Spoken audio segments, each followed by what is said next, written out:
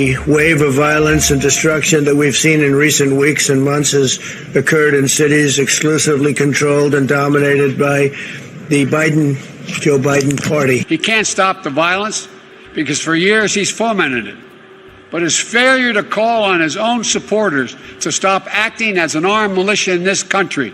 I shouldn't say it. I'm going to say something I probably shouldn't say. I am very willing to let the American public judge my physical and mental my physical as well as my mental fitness.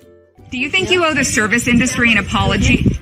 Well, I don't. I think that they owe that this salon owes me an apology for setting up. That's right. It's time for the Dog and Chicken Show.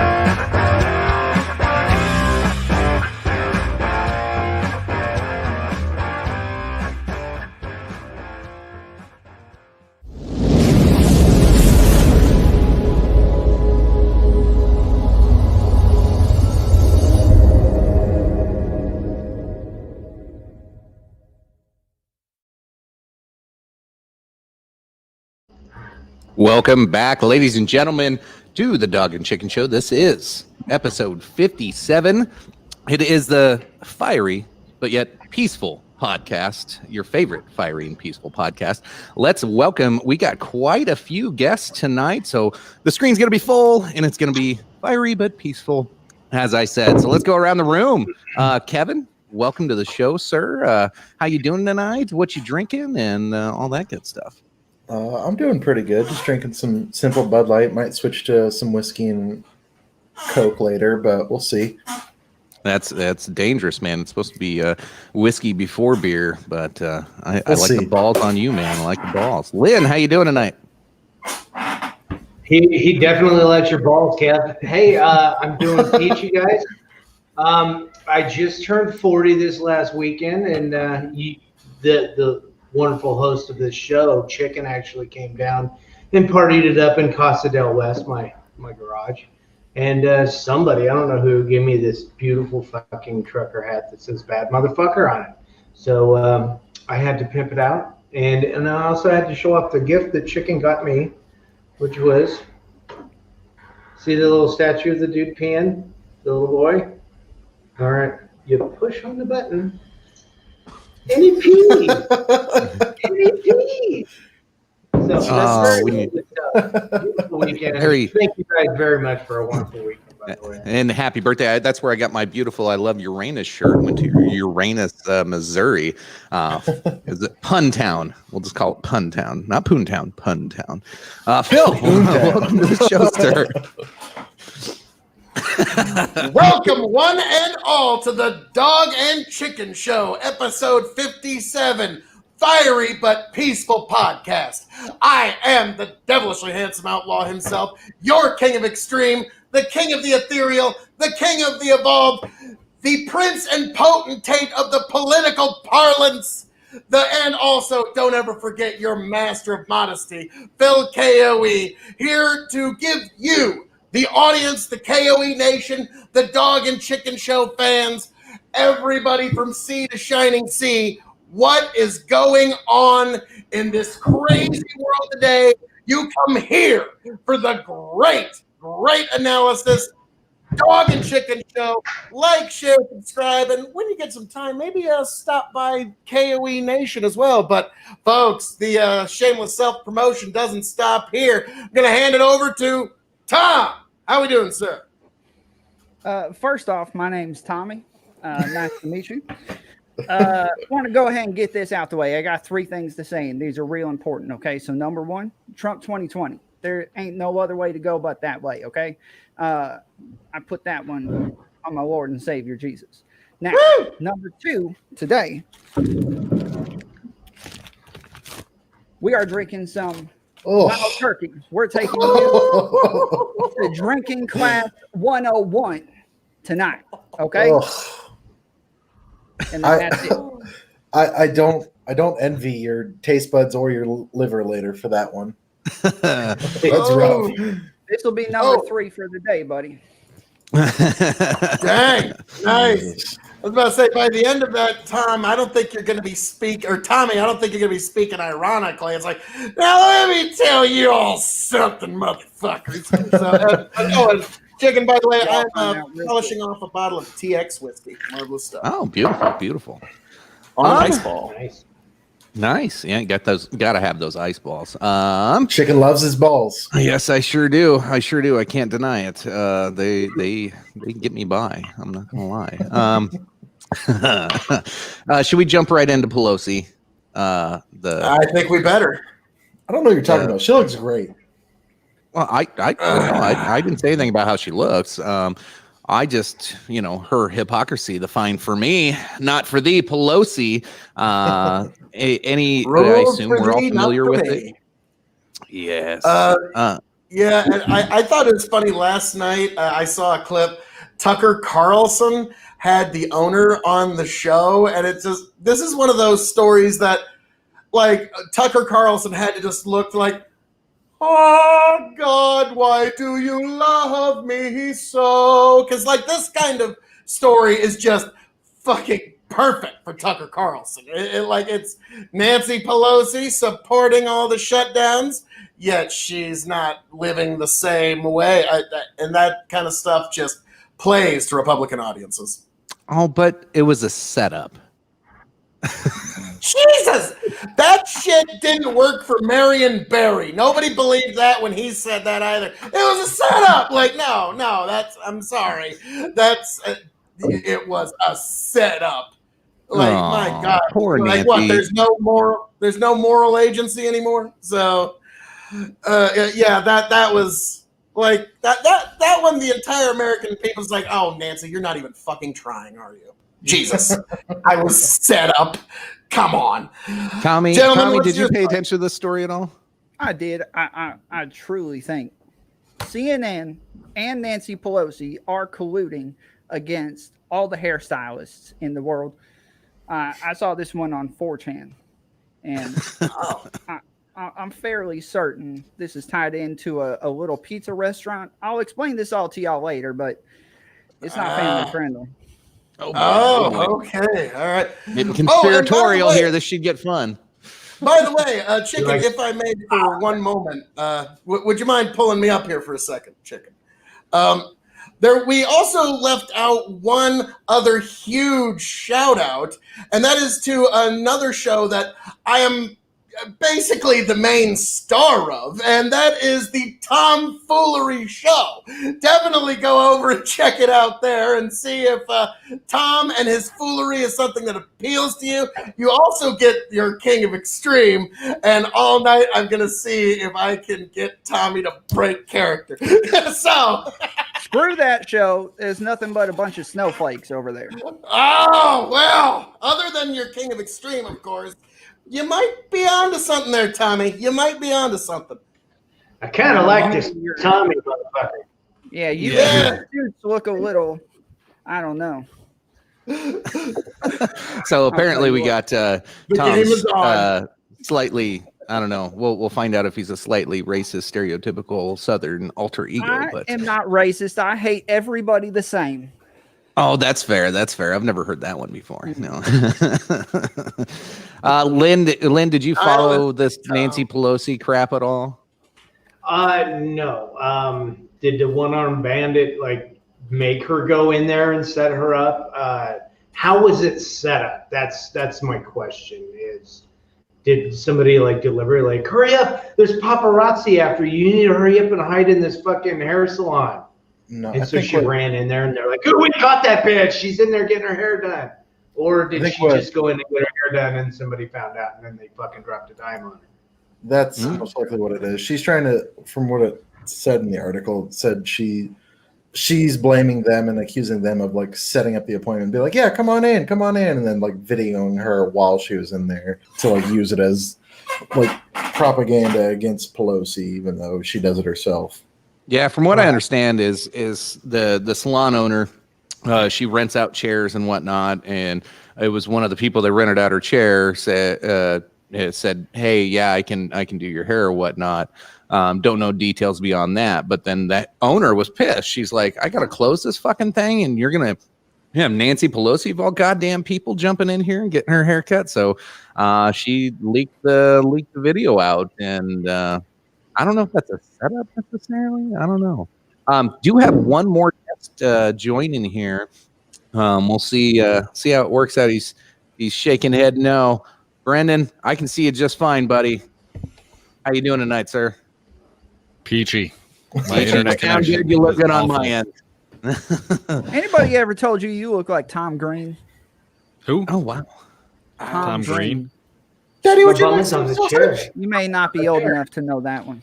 Ouch, man. Like, Ouch. Jesus, that ain't nice at all. Yeah. Like, ooh. Anyway, nice Welcome to intro the show, nice intro to Brendan. Brendan's the host of Dad's Worldwide podcast. He's normally in the chat giving a little feedback to us there, but tonight he graces us with his presence. You want to pimp out your show real quick and tell us a thing or two about yourself? That way nobody gets surprised like we did with, racist Tommy down here. Yeah, our show is everything. This show, well, we don't talk politics. Let me put it this way.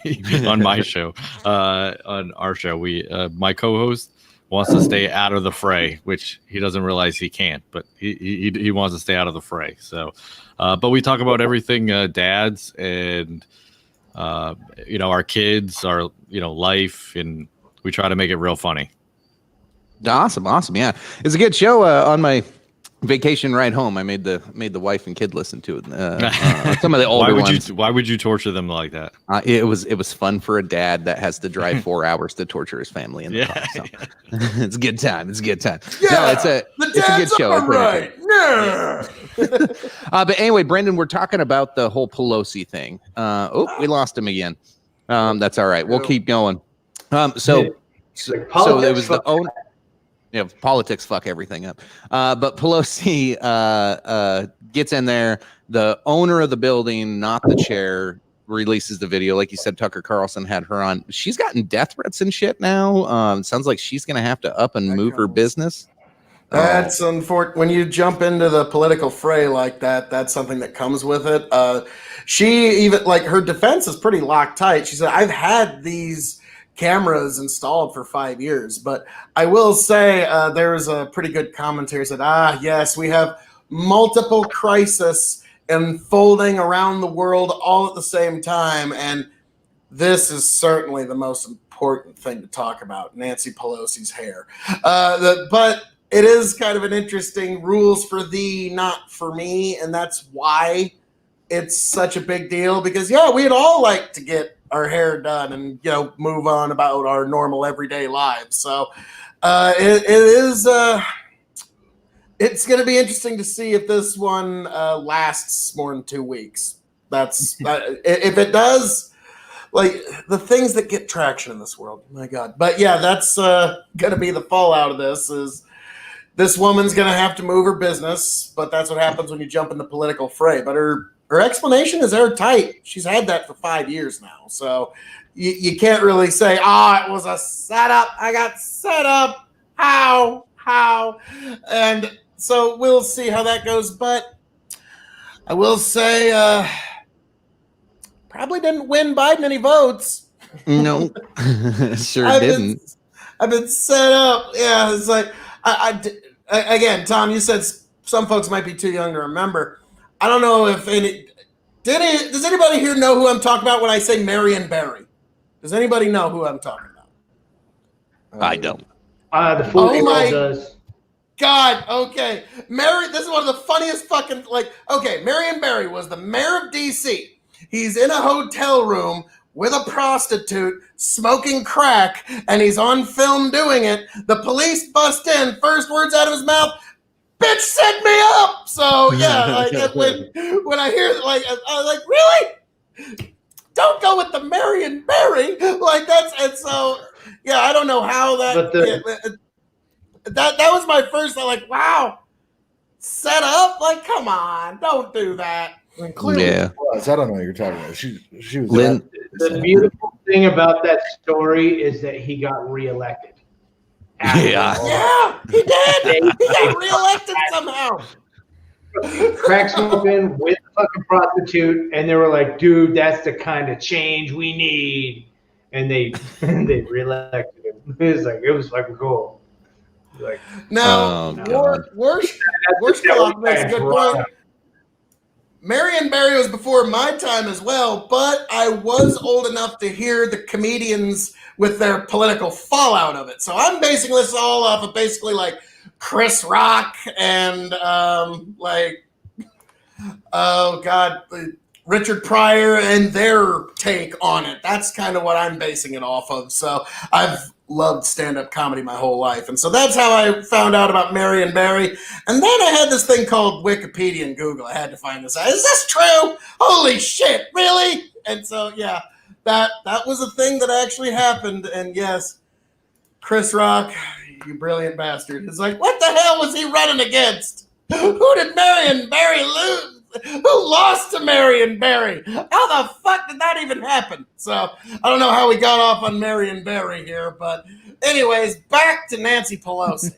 Yes, back to Nancy Pelosi. Did you guys see the? I'm trying to remember who tweeted it out. I should try to find it. But it shows like on the left side of the screen, it shows her talking about how Trump doesn't ever take responsibility for anything, and all leaders need to take responsibility for their actions. And then it fades out, and then on the right side, it shows her saying, "No, they owe me an apology."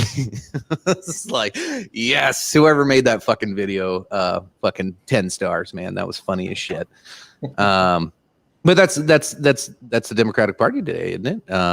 It's hypocrisy. And we lost Lynn there. We'll get him back here shortly. I think he had mic problems we're working through. But that's the whole Democratic Party now is that phrase alone. You know, it's fine for me and not for thee. Pelosi being the true leader she is, she's got to step up to the plate and make sure she's representing her party, I guess. Kevin, what are your thoughts on it? I mean, it's kind of like do as I say, not as I do. And like that's always just been funny to me when people like try to like put in rules and regulations but won't adhere to them in the slightest. And it ties pretty well into like a lot of like military stuff because like there would be like staff sergeants, gunnies, and other stuff like getting DUIs and everything else and just getting like a slap on the wrist. But as soon as like a lance corporal gets like a DUI, his entire career is just ended. And it's similar to that.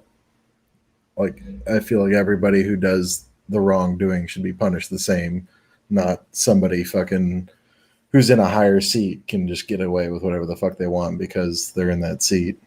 Yeah, Tommy, what do you think? How would Nancy Pelosi survive in your neck of the woods, sir? She'd do all right. I mean, we got everything open around here.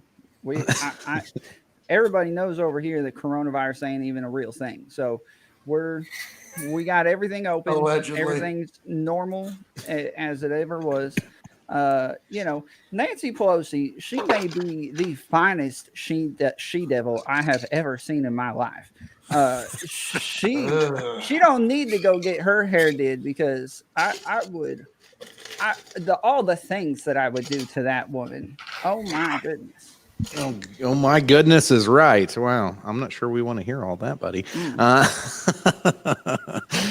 Phil, any retort to that? Oh dear. I just got chills down my spine. Oh my. And I will say, Tom, it is a clever guise. He's trying as hard as he can to use as much right-wing conspiracy to try and get the Dog and Chicken Show canceled. He's already talked about Corona conspiracies and 4chan. Now, much like when I was on the Tomfoolery Show and I had a marvelous point that just could not be refuted, Tom had to take me off the screen because I was just too hot. It was too fresh. It was too good. And there was just no refuting it.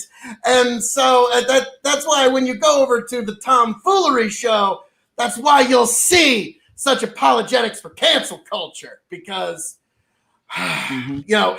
just can't match the I just want to go ahead and say, That I think Tommy just broke character back into Tom when he was talking about wanting to sleep with Nancy Pelosi. That's shit!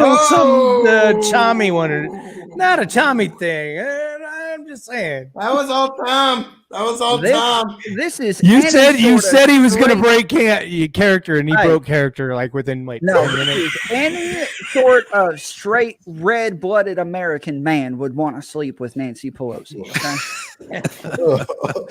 Oh God. Okay, Thomas. You're taking the like, oh man, I don't know, news. Tom. Yeah, I don't know about all that, Tom. Woo. Oh dear. Is there anything else to talk about with Nancy? No, I think not Tommy. Her legs, and her eyes, her lips. Those them to get some pee. You could pinch those cheeks and those cook some macaroni on them. Those wonderful dead eyes. Macaroni on them. Jesus fucking Christ. I had no plans for this. This is I don't know what this macaroni is. On it. Like, that's a new one. Like, I don't even know if that's a Southern thing. I think that's just Tom's like, I found me a good word salad. Woo! Here we go.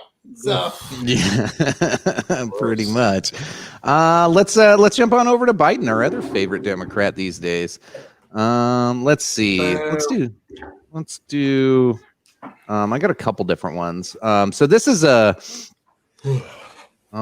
bit of an older one. This is the one where he farted. But this isn't the fart one though. This is what happens when Biden's relying on a prompter. Look, one of the things that that I think is really important is that we somehow put that back on. There's somehow that we're in a situation where we look. Do you like how he did the put that back on? Like he's like, fucking assholes got rid of my prompter. One of many gaffes, but that's all we've seen lately is the Joe Biden teleprompter problems. And recently I actually just posted one on Big Buckin today. His other, I don't know. I guess the 100 years one? Yeah. It takes him 100 years to talk about nothing, apparently. But yeah, that one was pretty good. Let me get that pulled up here, too, because that's probably the most relevant kind of, I don't know. It's my new favorite video. Let me switch here. Biden's so fun. Definitely give that man the nuclear codes. No one would trust him to, do anything relevant or worthwhile, but definitely give him the nuclear codes. Well, of course. It's not like he'd remember him anyway.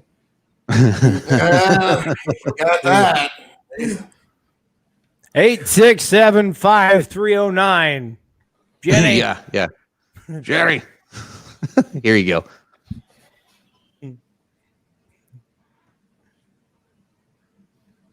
Can't hear it. Yeah, there's no audio, too. No sound. Ain't no audio. Ain't no audio where I am.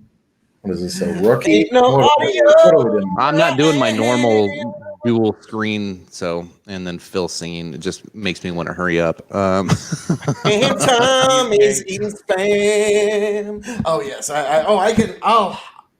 There we go. While we're at it. All right, here you go.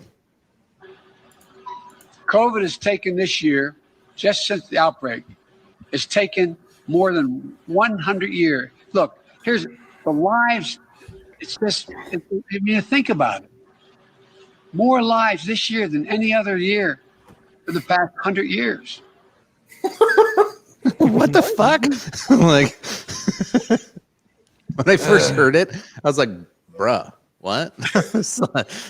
I didn't know what to fucking say. I was like, what the hell is he even talking about? Have you never had a stroke mid-conversation before? That doesn't happen to you? No, I can't say that does. It's like, somebody call 911. Now, what do you Tom, want to bet?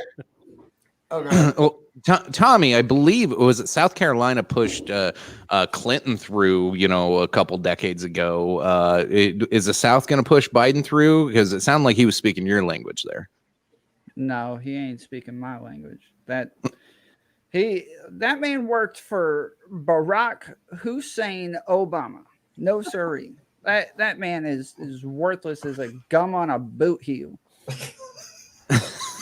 Took your jab. Somebody took my jab. He's trying. He's trying. He's developing. It's coming along quite well. But yeah, Biden. This is abysmal. Now, my prediction is some point a week or two before the debate, maybe about 4 or 5 days before the debate, Biden's going to catch corona, and then I can't debate. Sorry, can't make it, and I guess we'll just meet up on election night, and I wouldn't be a bit surprised. I mean, Nancy Pelosi has already planted the seeds that I don't even think Biden should debate because she knows it's not going to go as well as they hope. Now, there is if they do have Biden's doctor just who knows what. Like, I remember Kyle Kalinske made the joke that if they hop him up on Adderall, he'll do fine that night. It was like, wow. So we all admit they got to put Biden on human jet fuel just to try and get him to compete on a level playing field with the president. So this is not good. You're going to see more and more wriggling or attempts to wriggle out of the debate the closer they come. And again, you're going to have one debate that's going to go very well for Biden because Trump will be debating his opponent and Joe Biden. One of the moderators is going to be pretty biased. The first one's going to be Chris Wallace, so that'll actually be reasonably good. And welcome back, Dads International, to the big show. How are we doing? And since you're back, I will ask you, do you think Biden's even going to show to the debates, or do you think he's going to find some reason to wriggle out? Oh, he's wiggling out. No chance he shows up, huh? He's got to. He can't form a sentence. If he doesn't have a prompter, like, because obviously in a debate you can't have a prompter. If he doesn't have his prompter, he's lost. Damn. Here goes Brennan again. We almost had him this time. Almost. I do like some of the shit we're catching. By the way, first time streaming on Twitch. Took some Mr. Foolery, Tommy's alter ego's advice there. So much tech. You guys work in the Apple store in Alabama. Yeah, sure do. I kiss my sister on the weekends only. Don't bring up this here. This isn't a bad point here. You don't think Trump takes speed? He takes something. There ain't no way a big old fat old dude like that eating goddamn Diet Coke and eating Big Macs or whatever is. He's too high energy. He's too high energy. Speed would just slow him down. No, I don't. Hey, he's an old school New Yorker. He's tried the finest cocaine you've ever thought of. This motherfucker's rich as shit. Did more blow than any of us can even fucking fathom. I mean, but yeah, he can get some Adderall. Like, no big fucking deal with that guy. He'd be like, it's just Adderall. All the fucking baby aspirin to him for all the shit he's probably done.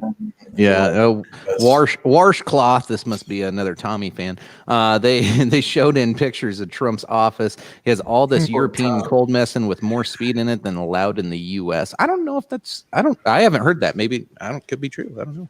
Yeah. I hadn't seen that one. Fucking tits, man. Yeah, oh, shit, Washcloth. Is that Tom? Biden will be busier than a cat covering crap on a marble floor, if you know what I'm saying. I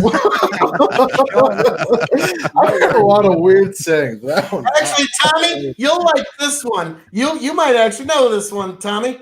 Joe Biden is a fence post tortoise. You probably know what a fence post tortoise is. If you're out in your travels and there's a fence post, there's a tortoise that's sitting up on top. He doesn't know how he got there. He didn't get there by himself, and he's going to need some help to get out of the situation that he's in. And that's an old Southern phrase, and that's the Democratic nominee, Joe Biden. He has no goddamn clue whatsoever how he got there. He's in a fucking mess. He's in over his head, and he's going to need help to get out of there. So if we're trading Southern wisdom. I like you, buddy. That ain't make a lick of sense, but I like it. I like it always. Oh, yes, yes. Where's It- all the it- it wasn't Breaking a again. secret Biden voter. It wouldn't make no sense. But a true Trump supporter, it would be as clear as a bright blue sky on a sunny day, sir. So I'm starting to have my suspicions about you, Tommy.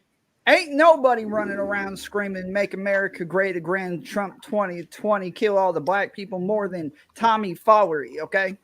No, Jesus. So making that I decision. knew it was a racist alter ego. Uh,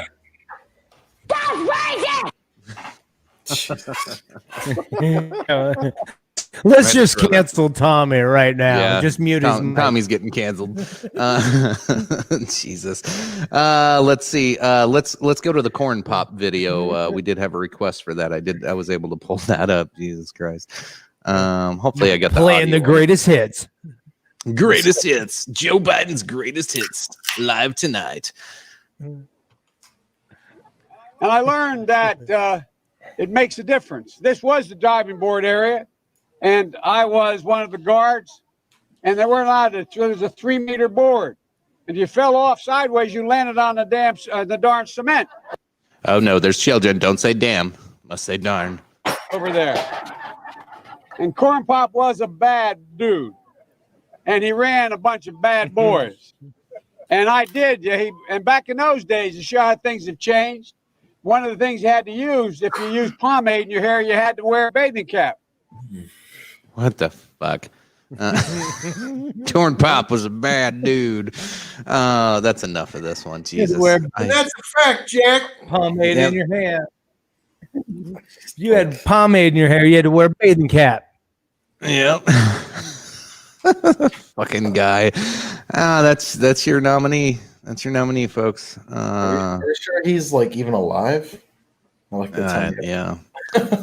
What do We you got know? all kinds of Tom alter Foolery egos likes popping up tonight. At least 3. But I don't know.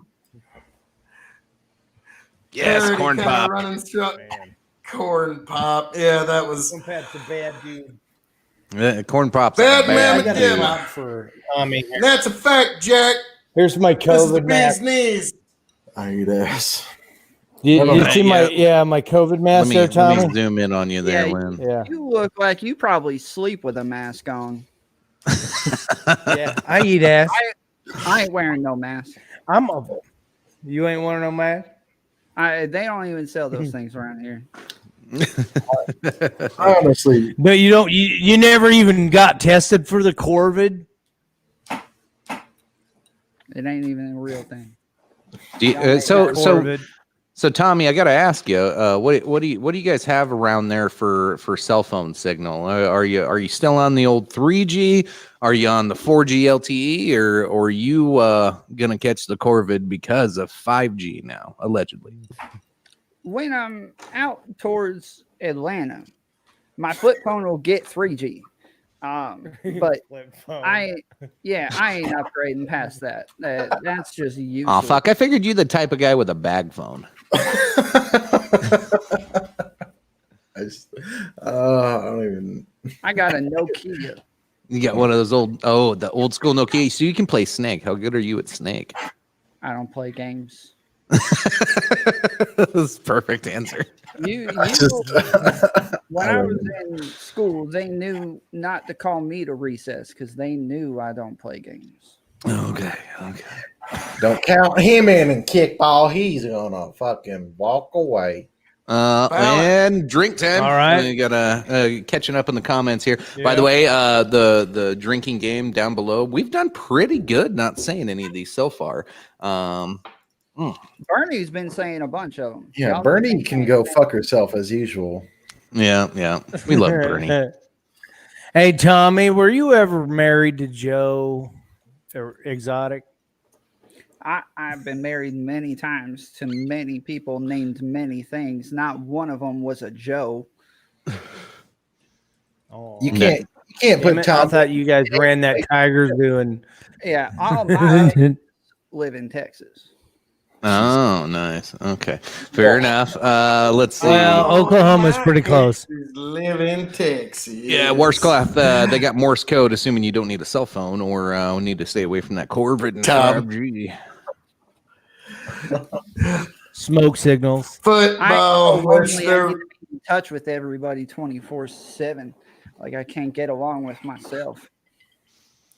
Oh, let's see. In the comments, just keep on rolling in. Bernie's going to make us go for a drink run here again. So that's another one there.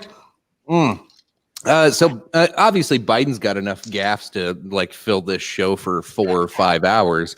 I think I wouldn't be the fair middle right-leaning moderate right-leaning guy that I am if I didn't try to throw some shade towards Trump's way, right? We got to be fair in here. So help me out, guys. I have not paid attention to politics in 2 weeks. What's Trump's biggest gaffe in the last 2 weeks? Because I am not caught up yet. Moderate my butt. Give me a damn break. You are freaking aggressive.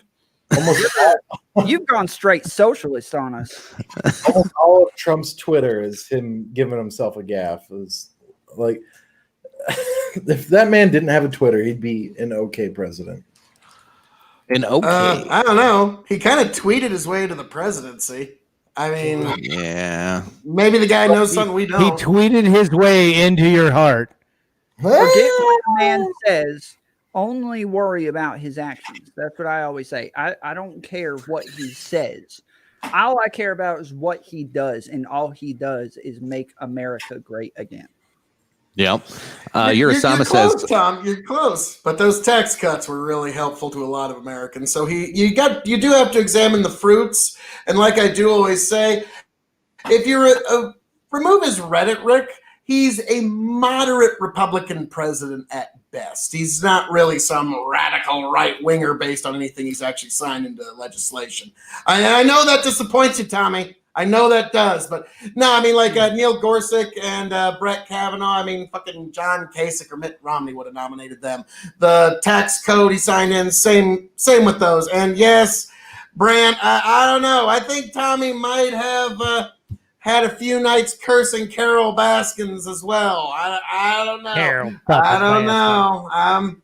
Eyes on you, Tommy. Eyes on you. So, go ahead. I didn't know that y'all also knew Red Rick. Red Rick fixed my truck the other day. Y'all know Red Rick? Yeah, his middle name is O. Redo Rick. Redo Rick. Yeah. Love it. Redo Rick. Small world. So catching up on some comments here. So first, Urasama talked about cups with strings on them. That's probably how Tommy's communicating, stretching them. Never gave anybody cancer or corona, or attaching them rather. And then he says, Trump traveled back in time to copy Biden going to Kenosha and make it look like it was his idea. Can't believe that guy. That's a good point. That was another fucking one. Asshole. It was in our show opener tonight. I made a little clip and it shows, kind of the brief non-visual shooting of the Trump supporter in Portland. And immediately Biden came out denouncing all this violence, just standing. Oh, yeah. Trump needs to denounce this violence and stop his followers from killing people in the streets. And I was like, dude, that was a Trump supporter that got killed, bro. Like, where you at? Like, I wasn't even watching the news and I knew that. Like, what the fuck, man? Like, I get being in your basement hiding. You can at least watch the fucking news or read an article and get caught up on some shit. But I don't know. That was just dumb. And when has Trump not denounced any of the violence? That's the other part. I'm like, Biden, where in the fuck has he been? First off, like now all of a sudden it's hurting him in the polls and now he wants to pay attention to it. It grossed me out. I'm glad I wasn't paying attention much of the time, but Biden, Chicago fucking mayor hiding in her house with the entire police force of Chicago on her block, making sure it's safe from protests. Oh yeah. Did you guys see the picture of that? Yeah, that was pretty ridiculous. I think I sent that to you guys in a and the thing is, she's one of those people that believes that you shouldn't have a gun to protect your home. Yet here's an army of people with guns. It's another rules for thee, not for me. Like, you should at least have the means to protect your own house yourself. So that one was. There's what? Yeah, like that 30, was really bad. There's like 30 plus police vehicles on her block alone. Let's see here. Yeah, It was not insane. doing much to stop the actual violence going on in the city either. So Yeah. She had it's a kind of lot like of what's police going that on. she wanted canceled, just like hanging out at her house, or what? Apparently Or defunded, I should say, not canceled. There's literally just like her entire block was just fucking. Y'all Yeah. pansies need to grow some hair on your chest. Trump doesn't need to denounce no violence, okay? We got real men running around here doing what they need to do. He doesn't need to denounce it, but he does. He denounces KKK, he denounces racist, he denounces everything left and right, saying that the violence doesn't need to happen. I mean, like every person should, because violence shouldn't fucking happen in general, but it's still happening because people let words drive them to anger more than they do actual actions of people. Yeah, still very trying good to find point, that- Kevin. Trying to find that Kevin. picture of her street. I can't find it though. Yeah, that it was. It's probably when you're- scrubbed from the you're not internet. Going to. Yeah, when you're not even going to allow people to, or you're going to make it harder to defend their own home, this is the kind of hypocrisy that is going to get pointed out rather heavily. Because she said, I have a right to have my home secure. Well, what about the rest of us? Like, we don't have the right to have our home secure? Like, No. so that was, Yeah. that was not good. That was less. than I just got like optimal. a question about some shit going on this week. It's regarding the shit Trump did here. What executive order he did a couple weeks back? Well, it goes into effect when it affects our our fucking. I don't know what's coming into my paycheck as far as what's not getting pulled out, and I don't know if I gotta like just save a couple $100 per paycheck and just put it in the bank, and then tax time I gotta pay it all back, because that's what it sounds like to me. So does anybody else know anything about this payroll tax shit at all? In a serious note, because I'm sure some of your viewers are like, what's going on with this? Absolutely. How much nothing money is do I coming. need, Dave? Absolutely. Payroll nothing's tax coming. holiday. Yeah, the Democrats ain't gonna let a single dime come through for a single American. Okay, now for being for real, like, all right. we So mute don't- this motherfucker and somebody give me some facts. Lynn's looking for help, and we got Tommy boy over here. There's a potential Okay, payroll okay. tax I holiday gotta tell coming me. down. Go ahead. Yeah, no, go ahead. I was just saying there's Keep a going. potential payroll tax coming down the pike. We'll see if a judge fucking tries to block it or whatever. But long story short, you won't have to pay in your payroll tax till the end of the year. And some folks are saying that's a good thing. Some folks say, so basically there's a chance there might be like 6% more in your paycheck if this ends up going through.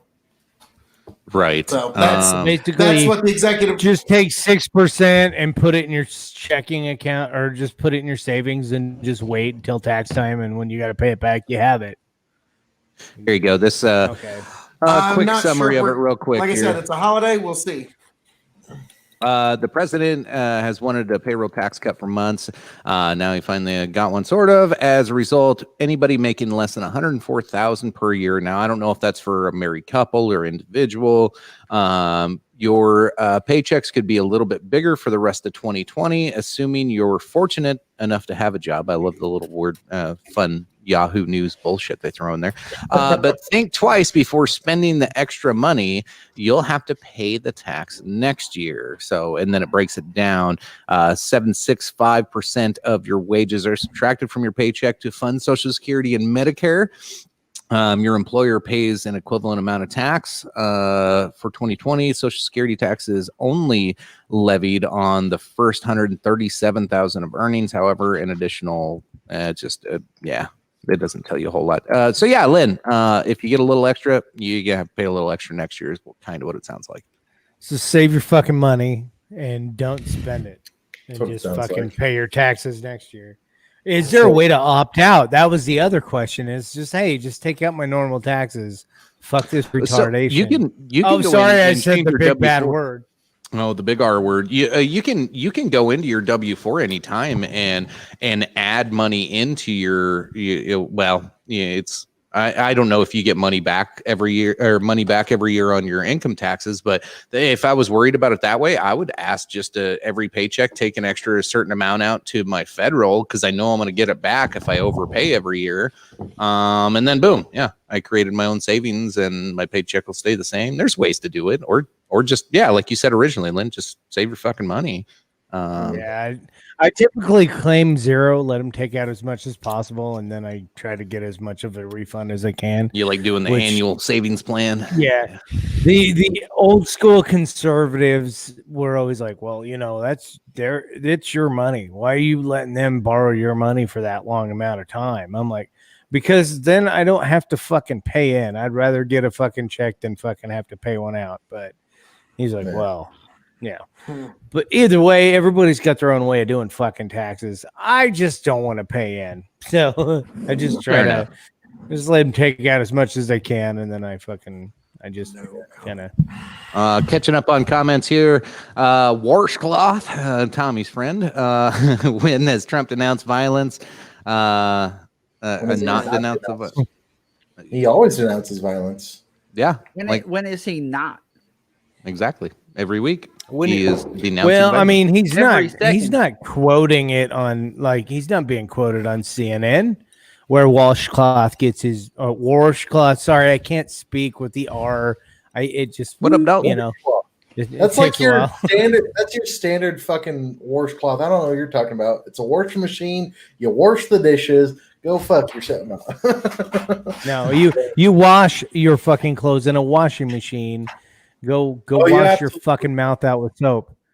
You should go to Washington with that kind of fucking rhetoric. Tom had to try and find a way to shoehorn in what he really wants to say in the show anyways.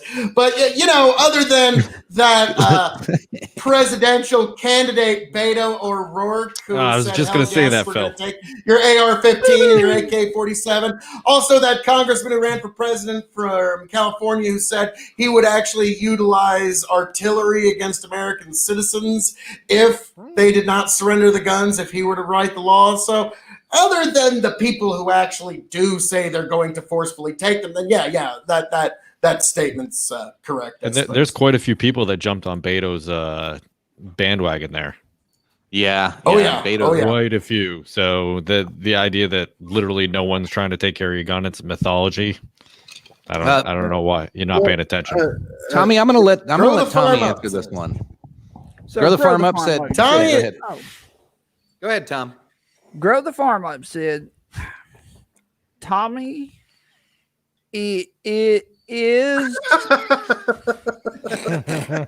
mad. Son of a bitch. You can madder than a rained on rooster to learn 7.5% of his hard earned money is going to them damn Yankees. Damn right.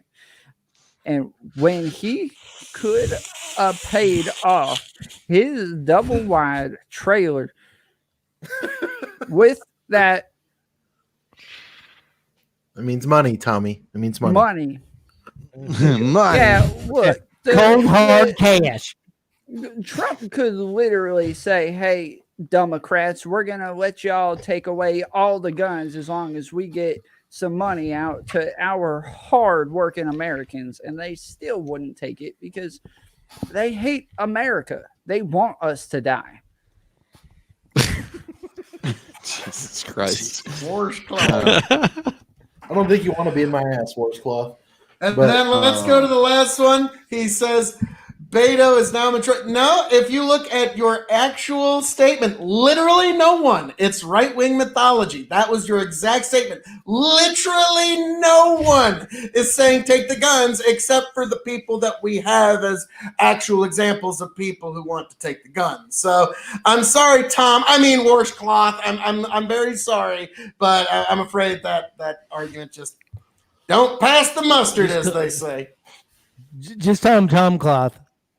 Tom Cloth. Nice. Tom Cloth. Kevin, thanks for shooting over. We did get Lori Lightfoot's street picture with her protection. Look at that shit. Yeah. A whole block just filled with fucking police preventing protesters from going down it. That is fantastic. Meanwhile, they're around the She corner should burning fucking- someone else's house down. Yeah, exactly. Like pretty the much. entire She rest needs of to Chicago. defund them. Yeah. The entire defund rest them. of Chicago is getting fucking murdered by their own fucking people and protests and fires and riots. Can we But- all stop and say a pledge of allegiance for our police real quick? No. No. Thanks for doing a thankless job. Hey, I'll say that. So that reminds me of like an Onion story that was like almost hit truth. Where they said this like Babylon year Bee today. city plowed. You know, they said that this year the city plow trucks plowed away at least 7 inches worth of bullets. It's like shell casings Christ. up the side of the road. They're just out there with snow plows and they're pushing all these shell casings from all the fucking gunfire going on in Chicago. And that was like Pretty 2 or much. 3 years ago. But like every year I get like a fucking Facebook reminder about that story, and I'm like, it's so true though. It's like shit. It's like there's a lot of brass.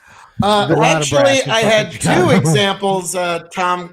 I actually had 2 examples there, Tom Cloth. I mean, washcloth. And also, let's not forget the governor of California. Let's not forget all of the gun control lobbying groups who said no one, and yet there are plenty. talk. Sir. So I'm so now, sorry. hold on. I'm so I'm gonna sorry. volley this one to Cam. So yeah, Phil's got several examples of people who want to take your assault rifles, Kevin. That's all they want, and they just want to make your magazine smaller and just take those, or just register them, and put your name on a list of people so the government can track you and what you're doing with that gun. What are your thoughts on all that with AR sitting in your background? It already exists. No. I have to get a purchase permit and a background check to have bought that, or the pistol there. I have to get a background check or anything to buy those weapons here in Nebraska, because that's what it's supposed to be. And I'm kind of for it. Like, if you aren't a responsible person and can't handle a gun, then you shouldn't have one. And if a background check says you shouldn't, then you're shit out of luck. Don't get a gun. Screw that, Snowflake. If they ain't got an atom bomb at my local Walmart by the end of the week, this is America not. The only thing I have to say is I'm so proud of you holding character that you're willing to dip.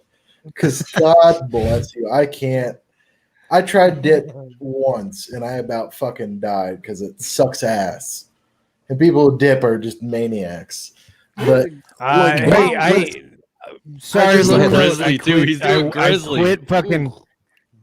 Dude, I Go ahead, quit Lynn. Copenhagen Snuff on Saturday. I haven't had a fucking Copenhagen all fucking week. I'm It's been so driving me proud of nuts, dude. I miss that shit so bad. And Don't to miss get it. by It's during not the good night for you. when I'm fucking drinking, I'm puffing on a cigar, just to kind of lighten my mood Take up a the little edge bit. off. But I'm not inhaling, but it is keeping me away from wanting to chew, though. It's kind of nice, but yeah, you're not gonna see me with a cigar in my hand like every fucking day if you like pass me by on the street. But yeah, Real no more quick, let's- Copenhagen for this guy. Let's get back Clap to the for me. guns I love real me. quick. And yes, Congrats, Lynn. Washcloth, I do believe in reasonable gun control. Absolutely. We'll get to Washcloth comments here in just a minute. I want to get Brendan's take, because I know Brendan and I are probably more libertarian on here than most. Maybe Lynn, closer to it as well. But your Dude, thoughts on the he's whole gonna gun drop out as control? soon as he says anything. I know, right? No. Now let's give Brandon a shot here. Let's see how this goes. Thoughts on the whole gun control thing? Well, I mean, if you're going by the Constitution, then the state should have the right to regulate as necessary. But as far as it goes, it should be limited. I mean, people have the right to defend themselves, and however means necessary. So, Fair enough. Yeah. It's simple. Not much argument you can give there. Washcloth is blowing up the comments here. Well, except for the supremacy. He went full clause grizzly saying washcloth. that The Bill of Rights applies to all U.S. citizens, regardless of whatever state laws they may have. So, if it's infringing on a citizen's right to bear arms, that's still an American citizen. So that would be my one argument, is that a lot of these do overstep their bounds. Now, it's mostly due to the very controversial supremacy clause, but if we're using that as the argument, that is the argument. So let's go on down to washcloth, because there's a couple I want to get to. Lynn had something he wanted to add there. Lynn, what do you have? Yeah, I kind of had like a little argument on Facebook this week with an old buddy of mine, and he was trying to say something.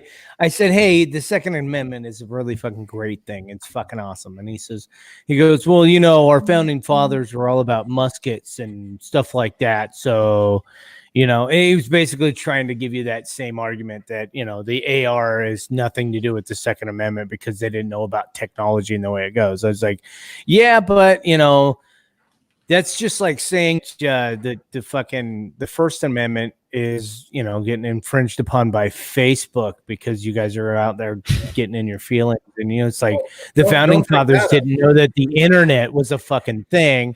And then and he replied with, well, name one time where the First Amendment killed people or something like that, or Facebook killed people. And then a buddy of mine jumped in and says, there's a lot of people that die from internet bullying every day. So you're just failing to dismiss that. And I was like, nice. Yeah, dude's got a fucking point. Preach on, bro. No, I thought it was funny. Because there's plenty of cases of people getting like in-person bullied or cyber bullied social media and end up committing suicide because of the pressure from that.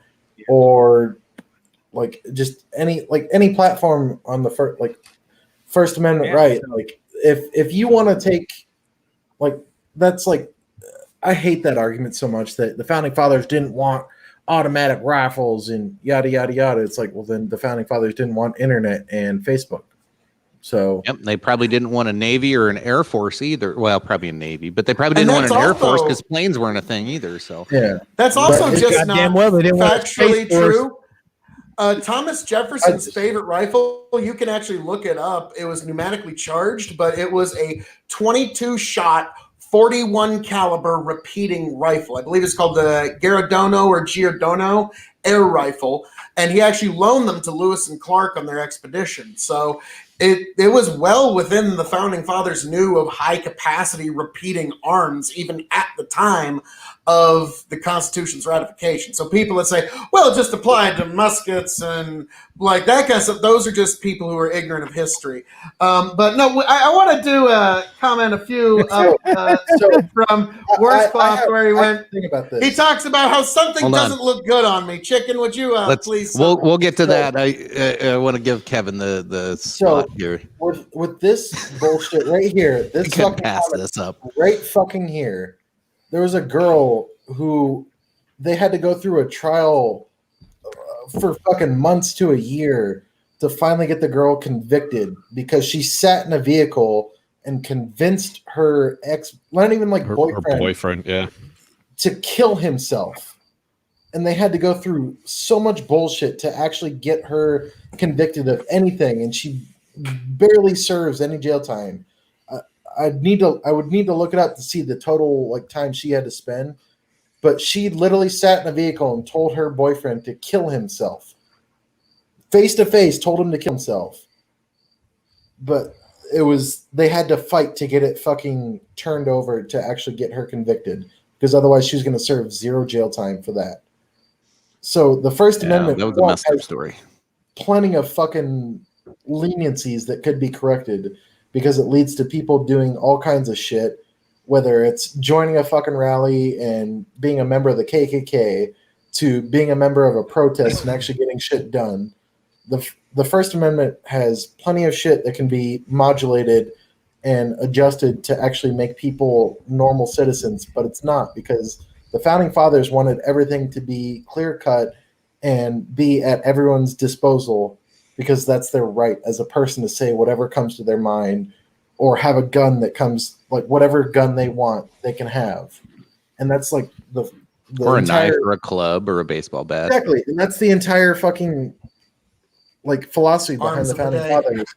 Exactly. And they wanted people to have those rights to carry whatever they wanted, to defend themselves with against taxation, against governments, against tyrannies, whatever it was, words or weapons. That's what the Founding Fathers intended. It's not to fucking bow to the fucking masses when someone gets offended by a word or a gun. Yep. It's fucking stupid that people are just fucking bending the fucking knee to whoever says they're in charge. Yep. Have a That's gun, do whatever the fuck you want. Have a fucking AR with 30 rounds. Have a fucking full auto gun. Say whatever you want on Facebook, because if someone is fucking preach, Kevin. If someone is willing to get that fucking upset over a fucking word, they're a pathetic piece of shit anyway. I think You call me- Tommy's aroused. Call me a cunt, call me a ginger. I don't give a fuck. Call me a ginger. But when I You call ginger. you a back, when I call you a It's a back, cunt, you get ginger, fucking- ginger. like that's the biggest thing to me, is that people will like yell at people left and right about what they fucking say or what they do, a gun, a fucking word, whatever. They're like, don't call me that. But that same fucking person will call a bitch a cunt in line at a Starbucks for not getting their order right. Call a bitch a cunt. Call Is a that what you what? said? Call Exactly. a bitch or cunt, man. Yeah. Dude, I'm gonna quote you on that one. He's That was pretty riled. He's pretty riled up. It just fucking annoys me that people will fucking Kevin 2020. Call a bitch or cunt. the people will use whatever it is to their advantage when it suits them, but as soon as it's against them, then like, oh well, you can't have that, you can't use that word. It's like, I sure fucking can. The First Amendment says so, and according to you, the First Amendment is fucking one above all and can do whatever it wants. And no, washcloth, the Founding Fathers weren't gods. They fucking weren't perfect at all. At the end of the day, they're the ones who set everything that fucking we found on now and what every argument is these days. But to go Susan back Wiki to Wiki's an about to early, kick me off for that one, but yes, I'm getting to coming it, Phil. back to an I'm earlier sorry when I'm comment right. from Tom Cloth, if we could. He said, John one Cloth. more down from that. Oh no, I'm just setting it up for you. I mean, look, Marion Barry probably wanted to take the guns. I don't know what his stance were on gun control, but who knows? But guns were a legit danger to him. Well, I don't know. He had some pretty seedy lifestyles. I don't know about that. Pure silliness. And then move on to here we go. Smug doesn't look good on you, Phil. Oh, that is a lie. Smug looks great on me. And what you want to know what looks even better on me, Washcloth? Being right. You should try it sometime. Let me know when you get started. I'm gonna start calling him cum sock. Ouch. All right. So keep him coming. Keep him coming. I know there's a few more. He's Okay. he's been- Hashtag call that bitch a cunt. Oh, let's see. It And ain't then smugness if you can back it up. oh my God, you believe in reasonable gun control? Well, apparently Kevin does. Yeah. Yep. Let's see. There we go. Starting to talk about guns. Socialist Rifle Association. Yeah, no, I'm sorry. Your air gun doesn't count. That's not sorry. does that mean- Sorry, Socialist Rifle Association. Your pea shooter. That's not a part of the sorry. Now if there was a Socialist Rifle Association. that would be kinda My shocking. question. My question is Socialist Rifle Association. Does that mean we all get a gun? We all get a rifle? Hey, I like it. And then, Apparently like, they need provide to. it. and our taxes have to pay for it? 'Cause No, that's what it the sounds- Socialist Rifle Association will provide it. They have to. Yeah, our It's in taxes have keeping paid with for it. their My tax Yeah, money it's goes to government something money. good It for just once. comes from the government. Yeah. government doing guns, anything. man. Well, You know, and that's the unfortunate thing. I mean, the arms of the day need to be available to the people. That's why it was said the right of the people, not the right of the militia, not the right of the government, not the right of the security forces, the right of the people to keep and bear arms shall not be infringed. I know it causes all kinds of troubles, all kinds of, oh, darn it, shouldn't we do it like this? Wouldn't it be more convenient if we just didn't have to listen to the Constitution here? Wouldn't it just be so much better if we just did this one little, tiny little compromise? But again, liberty is an absolute value. You cannot barter a little bit of it. That's exactly like dying just a little. So that's why the founders wrote it in such a way, and and made it a restriction on the federal government.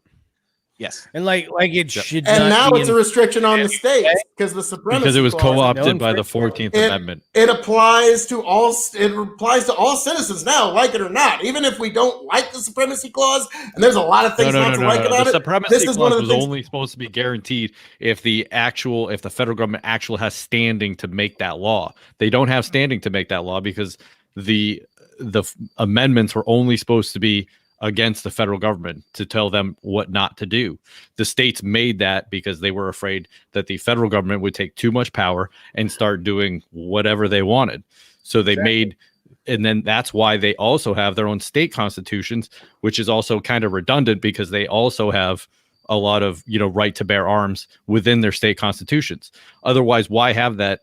Why have that? Because they knew that the actual Bill of Rights was only supposed to be a restriction on the federal government and the federal government alone.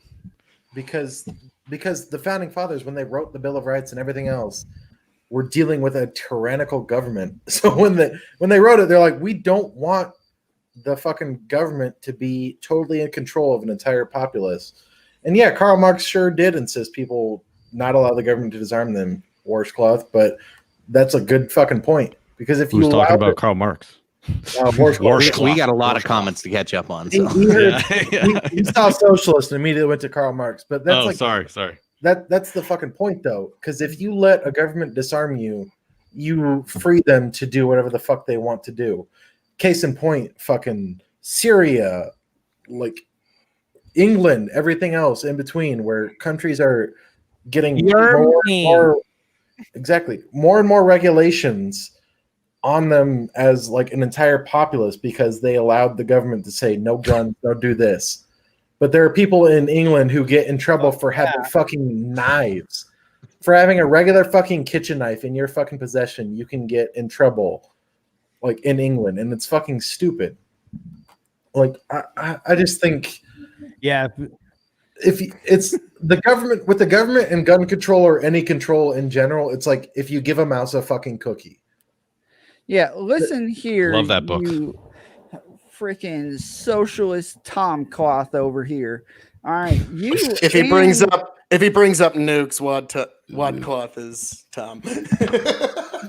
Jerry did. Like you know what stops a good guy with a nuke? Fucking Jack fucking Bauer. That's who.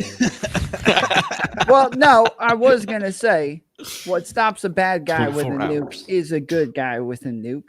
And you, no, Jack fucking Bauer, Nancy Pelosi are trying to take all of our who guns, you want to sleep the with. Whole point in having guns is so that we can shoot Nancy Pelosi. Jesus Christ! Oh my God! With your love gun?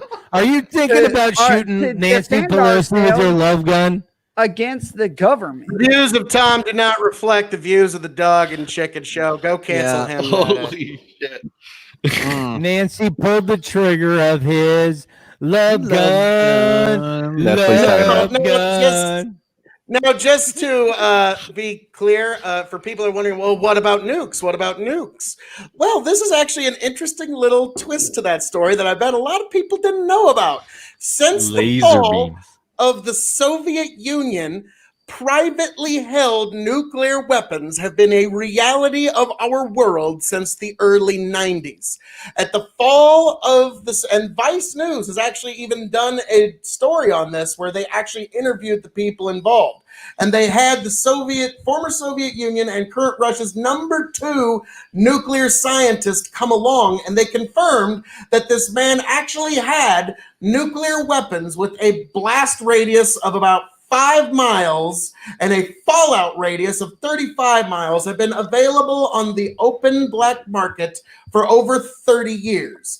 And this has been a reality of our world, and yet the sky has not fallen on our heads. You'll notice that this has not been used. People are actually using them for what nuclear weapons have always been used for throughout all history, and that is a deterrence to invasion. No, I don't know. I don't know about that, Brant. But so the idea, like, oh my God. So I don't. It's not a perfect example, but private. Thank you, Rasama. It is. It's like a fine tuxedo. It goes down like a fine wine. It just fits like a glove. But so, yes, folks, Mr. Smug, but it really ain't smug if it's true and you can back it up. But there we go, folks. So we actually have had privately held nuclear weapons in this world for over 30 years. And you will notice, Chicken Little, the sky has not fallen upon our heads. Jesus I'm Christ, hearing my Bernie. own self back again. Somebody is There's echoing. few things I love quite as much as hearing my words spoken back to me. I mean, come on now. Oh Jesus! I'm trying to keep up with the drinks in the chat. And So for all of Warscloth, I mean, I'd say it's agreeing, but when all you're doing is like saying things that are opposite, and you're saying like joke comments, I don't even know if your comments are jokes anymore. But I'm just upset because I guess it sounds like I'm yelling at you or saying I'm taking the tone of a fight, because it's just annoying. Because everyone, left or right, always tries to say one thing or the other, but they never really state their ground. They just try to fucking take like the outskirt of the fight. But I don't know. You like everyone just gets so fucking stupid when it comes to like guns or First Amendment rights, like Second Amendment rights. It doesn't fucking matter. Everyone always gets dumb. And I just get upset because people say the dumbest things when it comes to gun control or everything. They assume everyone's either extreme one way or the other, no matter what they say. So, Warscloth, I do appreciate your comments.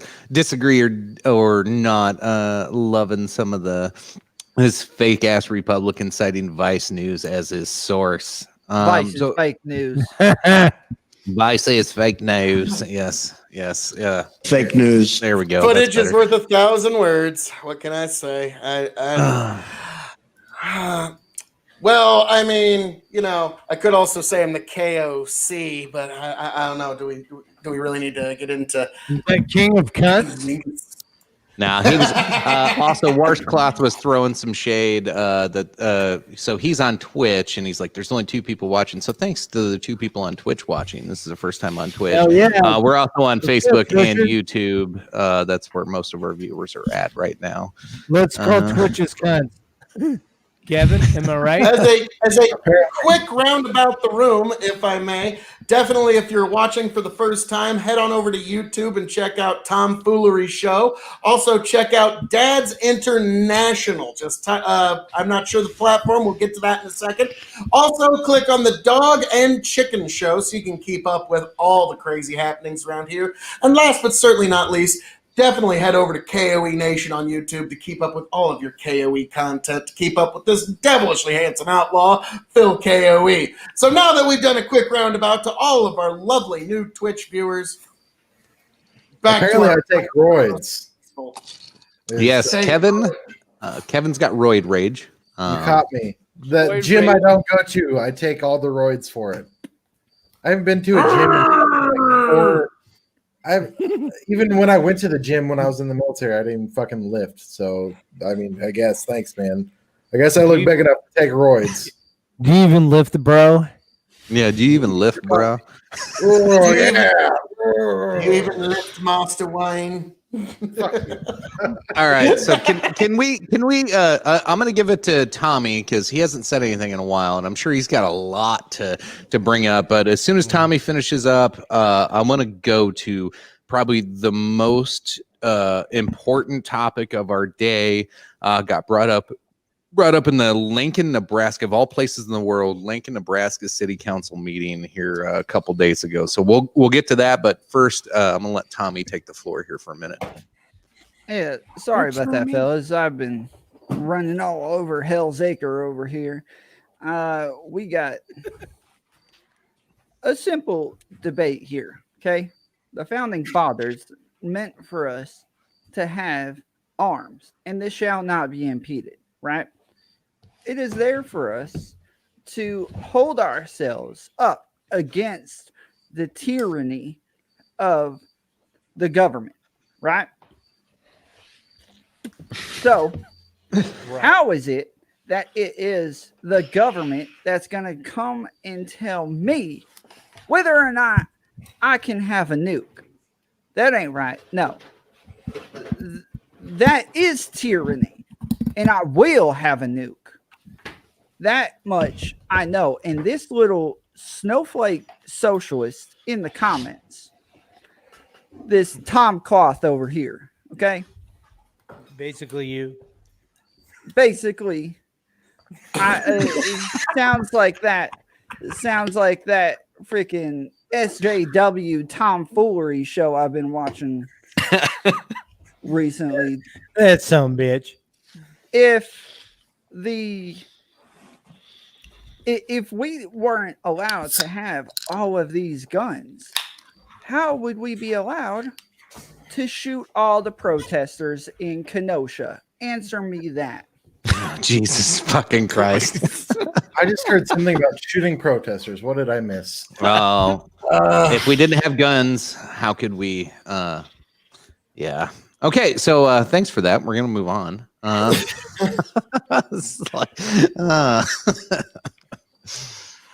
Jesus. Well, I mean, now are you talking about that Patriot Prayer guy that got shot in Portland? Oh no, wait, that was a different one. Yeah, that was unfortunate. Now, guys, I want you to hear just go with me for a moment here. Chicken, you remember when I was telling you a Scott Adams quote? I'm going to bring it back up here, guys. Yeah, I do remember. Was this the there was three ways, three things? No. This was actually inspired by AOC's 12 years comment. Do you remember the 12 years comment about the environment? I'm sure we all remember. Oh, yeah, we're all going to die in 12 years. 12 years of slave. How many years are left, by the way? What was so interesting about that is there's going to be millions of people like, what the fuck? That's bullshit. But the reason why a lot of people wouldn't like it is because you also know that there's tens of millions of people that believe it. They truly believe we have 12 years till we are at the point of no return and there's nothing we can do. And so that's why it was such a tremendously good and persuasive comment. And Scott Adams had one that is also along those lines. And I want you all to think about it. And the line is this. It's a great piece of persuasion because whether you agree with it or not, you know there's at least 70 million people in this country that do. And it's this. If Joe Biden is elected, Trump supporters will be hunted. What's your thought on that, gentlemen? I mean, they are being hunted right now. Okay, so the Portland Patriot guy, of course, getting shot. That was a very, very obvious attempt at hunting down a Trump supporter. That's a really fucked up, weird situation, which, unfortunate as it may be, it is a good warning sign. But you don't have to look any further. This has been going on for 4 or 5 years with something as simple as 4 words on a red hat with white letters. It doesn't even have to say this. Amen. It does not have to say these 4 words. Yep. So here you go. I was wearing this on our way back from Lynn's birthday. It says, "Make Uranus great again." I had so many people give me shitty looks for wearing this hat because they thought it was a MAGA hat. And even a dude that I met at the pool, our kids were swimming and me and him were just shooting the shit and talking politics in the pool. The next morning, we didn't talk a lot of politics, but the next morning I walk out into the lobby and he looks at me and goes, "Oh, hey bro, nice hat," which is an opposite reaction that I've been getting. But I go, "Oh dude, it's a Make Uranus great again." And then he starts laughing. He goes, "Oh no shit, that's a really cool hat." But like most everybody else, would look at me and they would kind of look at the hat and been like, that motherfucker. Because they hate America. Yeah, they hate America. Yeah, they sure do. But no, to Phil's point, yeah, if you are, just go on Twitter. Go on Twitter and look up anybody who puts hashtag MAGA and look at the hate they get in the comment. And they could have something completely legitimate to say or making a good point, and that's all you have to do, and you're going to see so much hate. Facebook, not as bad. Facebook's more right-leaning, surprisingly. I'm a little shocked to see how much conservatives are on Facebook all of a sudden. But you haven't seen my friends. Oh well, I'm friends with a couple of I'm friends with a couple SJWs on there too. I got kicked off Facebook because I was talking about on Feminist of America how my stupid fat wife wouldn't freaking microwave the casserole, right? And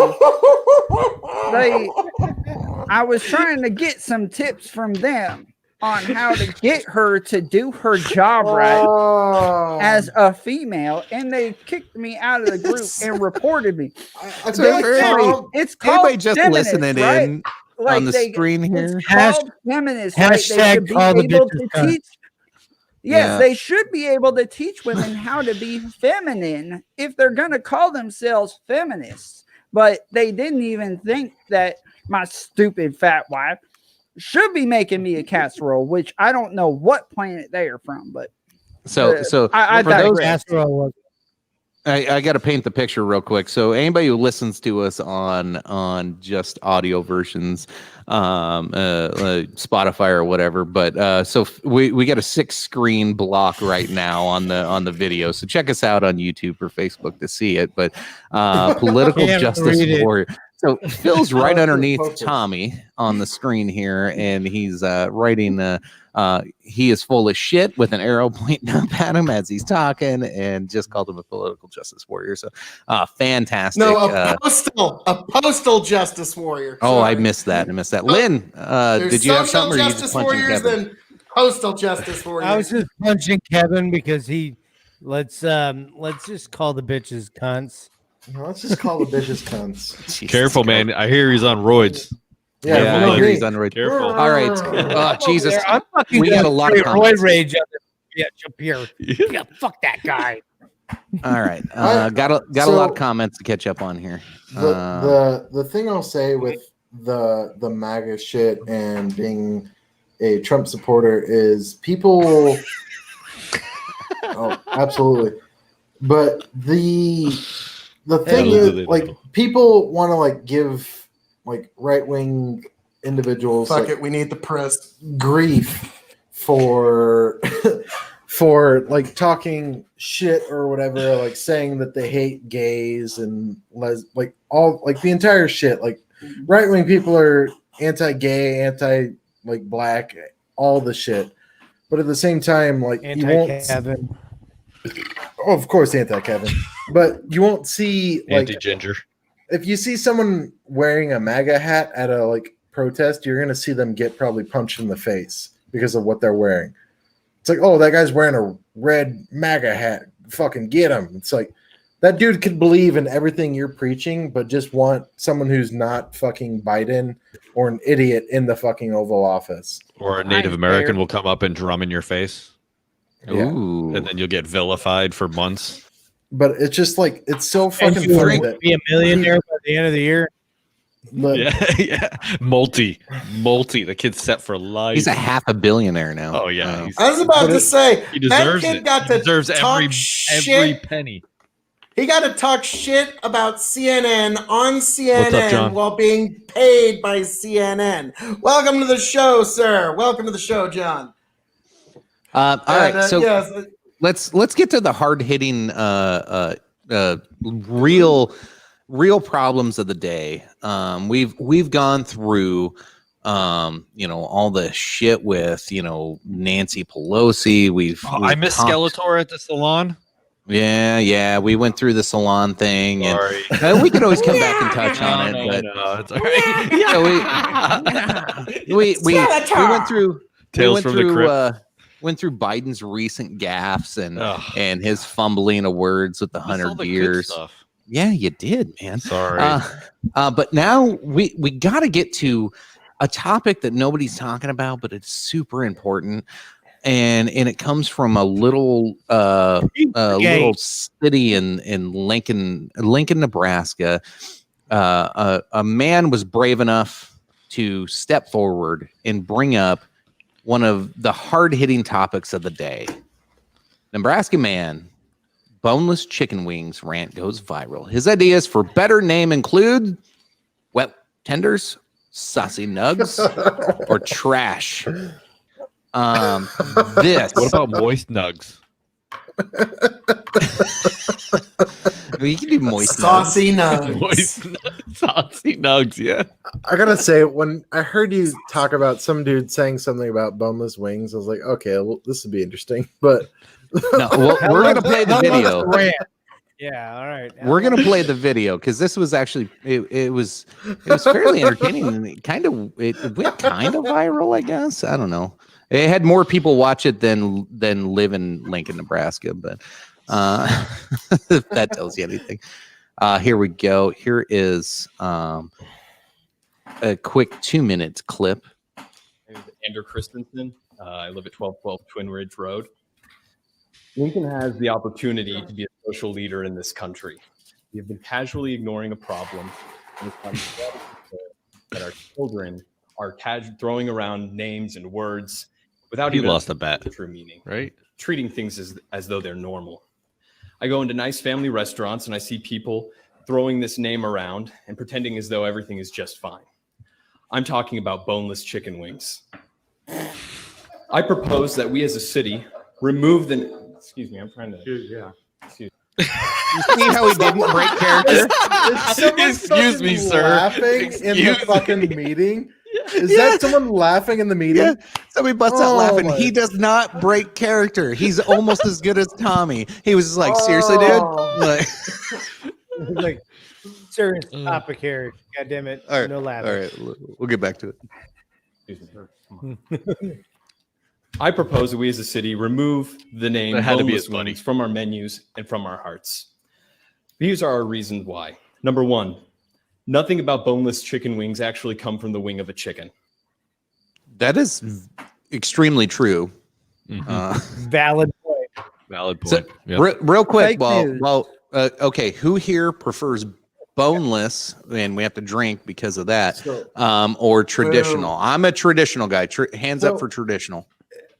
Traditional all the way. It depends. It I'm depends. half and half. If I'm trying not to get messy, No. if I'm like on a nice Depending. like, I'm date, with Kevin. He doesn't even need to finish. I'm with Kevin. if it's Amen. if I'm on like a date or like out and I don't want to get my hands dirty, I'm gonna go boneless so I can Yeah.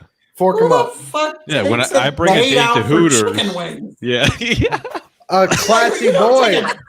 Date out with chicken wings. Y'all ain't Well, when never you're on heard of- roids, Tom, Y'all ain't never Tom, heard of Pizza Hut Wing Street? Tom, All when's the right. last time you Pizza Hut wings are Tom, good. not even Tom, Phil, when's the last time you had a date anyway? But anyway, if I'm not out soon, with you the think, boys son? and if I'm out with the boys and we're watching like sports, or Probably whatever, sooner I'll than go you, fucking- actually. I'll go with traditional all the time. Oh! all right, all right. Hey, I'm with you. Pizza Hut Wing Street is hey, the bomb, Phil? and they have dine-in. Hey, I Phil, knew And they it. have It's like gonna get so whites much heat. up above the. Phil, corn on the cob We're gonna have as a date. But All right, here we go. Here we go. We're Ain't your moving. wife in a different continent, dude? I'm sorry. Like I have been on dates sooner than you. Jesus Christ. All right, we're moving on. FarmersOnly.com. We would be disgusted if a butcher was mislabeling their cuts of meats, but then we go around and pretending as though the breast of the chicken is its wing. Number two, boneless chicken wings are just chicken tenders, which are already boneless. I don't go to order boneless tacos. I don't go and order boneless club sandwiches. I don't ask for boneless auto repair. It's just what's expected. Boneless auto repair. It's just what's expected, people. Boneless auto repair. Fucking Christ. This is a real city council meeting, by the way. All right, we'll continue. And then number 3, we need to raise our children better. Our children are raised being afraid of having bones attached to their meat. That's where meat comes from. It grows on bones. We need to teach them that the wing of a chicken is from a chicken, and it's delicious. And it's delicious. I can't. He ain't wrong. Almost there. I propose that we rename boneless wings. We can call them buffalo-style chicken tenders. We can call them wet tenders. We can call them saucy nugs or trash. Or trash. Fucking Christ. Was this all just to get the word saucy nugs in a town meeting?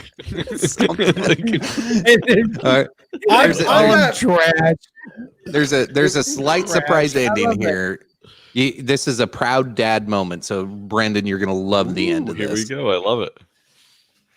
We can take these steps and show the country that where we stand and that we understand that we've been living a lie for far too long.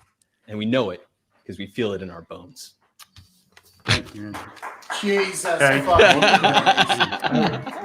Christ. I'm the friend in the background. Feel it in our bones. I'm the friend in the background just laughing hysterically at my buddy who was actually willing to go up and fucking preach about boneless wings. So it didn't show it there at the end, but Brandon, the city council guy that it zoomed in there at the end, the guy goes, I just have something to say here. That was my son. And like he said it like so proud, like he was like, that was my son. Like fantastic. I love it. Proud dad moment. Proud dad moment. So, dude, so if did I that was kid on the do, city did that council, kid my do that on a son bet? Did that guy What's do that? that on a bet? Did he? No, he must so- have done that on a bet. He had to have. He actually Right? did it. So it's kind of a heartwarming story. He actually did it. Well, he didn't do it necessarily for his dad, but he was like, hey, these meetings are like 2-3 hours long. They're super boring. And you're proposing all these stupid bills. He goes, I thought I would end everybody's day on a high note with something fun to talk about. And then it went fucking viral. And now it's like all over the fucking internet. And he's like, you know what? Maybe something will come of this. This is fucking great. And the dad was so proud. I was like, fuck yeah. That one was for you, Brandon. That's the only reason I put it on tonight's show, because that was, thank you. To me, if I was a dad and I was on city council, I would want something so stupid but funny brought up in one of my meetings just to get me through the damn day. The ultimate dad joke. Ultimate dad joke put on fucking viral dad joke. I'm telling it. I'm all for it though. Like that's just fucking like one, putting it out there for dad. 2, so like I said, like traditional has its moments. If I'm out with the boys, traditional all the way. But if I'm like out there just trying to like have a nice like quiet dinner, I'm gonna go boneless so I don't make a fucking idiot of myself getting fucking messy. Because when I go traditional, like I get fucking gross and messy just eating the fucking wings, and it fucking goes. Oh shit. No, Kevin, I do apologize for my rant a little bit. Hang on one second. I do apologize for my rant a second ago, but I'm sorry. I'm just trying to imagine like the candlelight. It's like, oh, darling. No. Sir, I'll have the boneless chicken wings. Yes. Oh, darling. The moonlight coming off your eyes this evening. Yes. Oh, the ranch sauce, obviously. Thank you, sir. Wait. I do apologize, Kevin, but I just This is how Phil gets his socks off, because he has to imagine it because he can't get an actual date. Now, Phil, now picture this shit in your head. After legislation passes and they actually change the name, instead of boneless chicken wings, you're gonna be sitting there and you'll be like, yes, I would like the filet mignon, and for her, I would like a large order of the trash. She'd like some saucy nugs. I want some saucy nugs, babe. She'll have the moist tenders. The moist tenders. Give me some The more moist tenders please. with a side of with a- trash. Yeah, you know what? Bring another side of saucy nugs on those moist tenders, huh? Yeah, there we go. There we go. You're feeling trashy. Go Shots fired. one more for Tom Cloth. Okay. Yeah, we do have to address this. Corn I'll let you have it, Tom Cloth. All right. I mean, so Tommy. This boy comes up. don't know which way is up. Okay, he is more confused than a fart in a fan factory. Okay, this is all straight man right here. Okay, this is 100% made in America, red-blooded, red and blue, with 50 stars on his boxers. Okay, please. The socialists are in the house, everybody. That shirt's probably made in Pakistan. One brown stripe for all shit. Wait. All I have to say is there's only 49 there, Tommy, because Cali ain't a goddamn state in the red bloody United States. Come on. Yeah, fuck California. What the fuck? He just Amen. put his hat over his heart. Yeah. Amen, brother. It had a Ford hat. A fucking Ford hat. What? So fucking pay respect. Pay respect to the Ford. Tom, I gotta Ford's ask. a fine how much- company. Nothing wrong I gotta with ask. Ford. How much did buying that Ford hat cost you for tonight's show? Yeah, he went to a gas station and just bought it tonight. Hey, this thing has got more grease. Oh, that's his best stains- comment yet. This thing's got more grease stains on it than your mama's undies. Okay, this one right here. That motherfucking hat's got more miles on it than a Chevy. This is falling apart. So 10? Chevy, please. I am a true American. I ain't no freaking pansy. All right. You don't take bailouts for their Ford? I don't take what? You don't take bailouts like Chevy? This guy sounds like a robot right now. I can't understand a word. he's saying. Ford would never take a bailout there, Lynn. Never. 100%. They don't take out no bailouts like that old Chevy company. Yeah, dude. y'all ever driven a Ford Escape? Please, there is nothing manlier than that.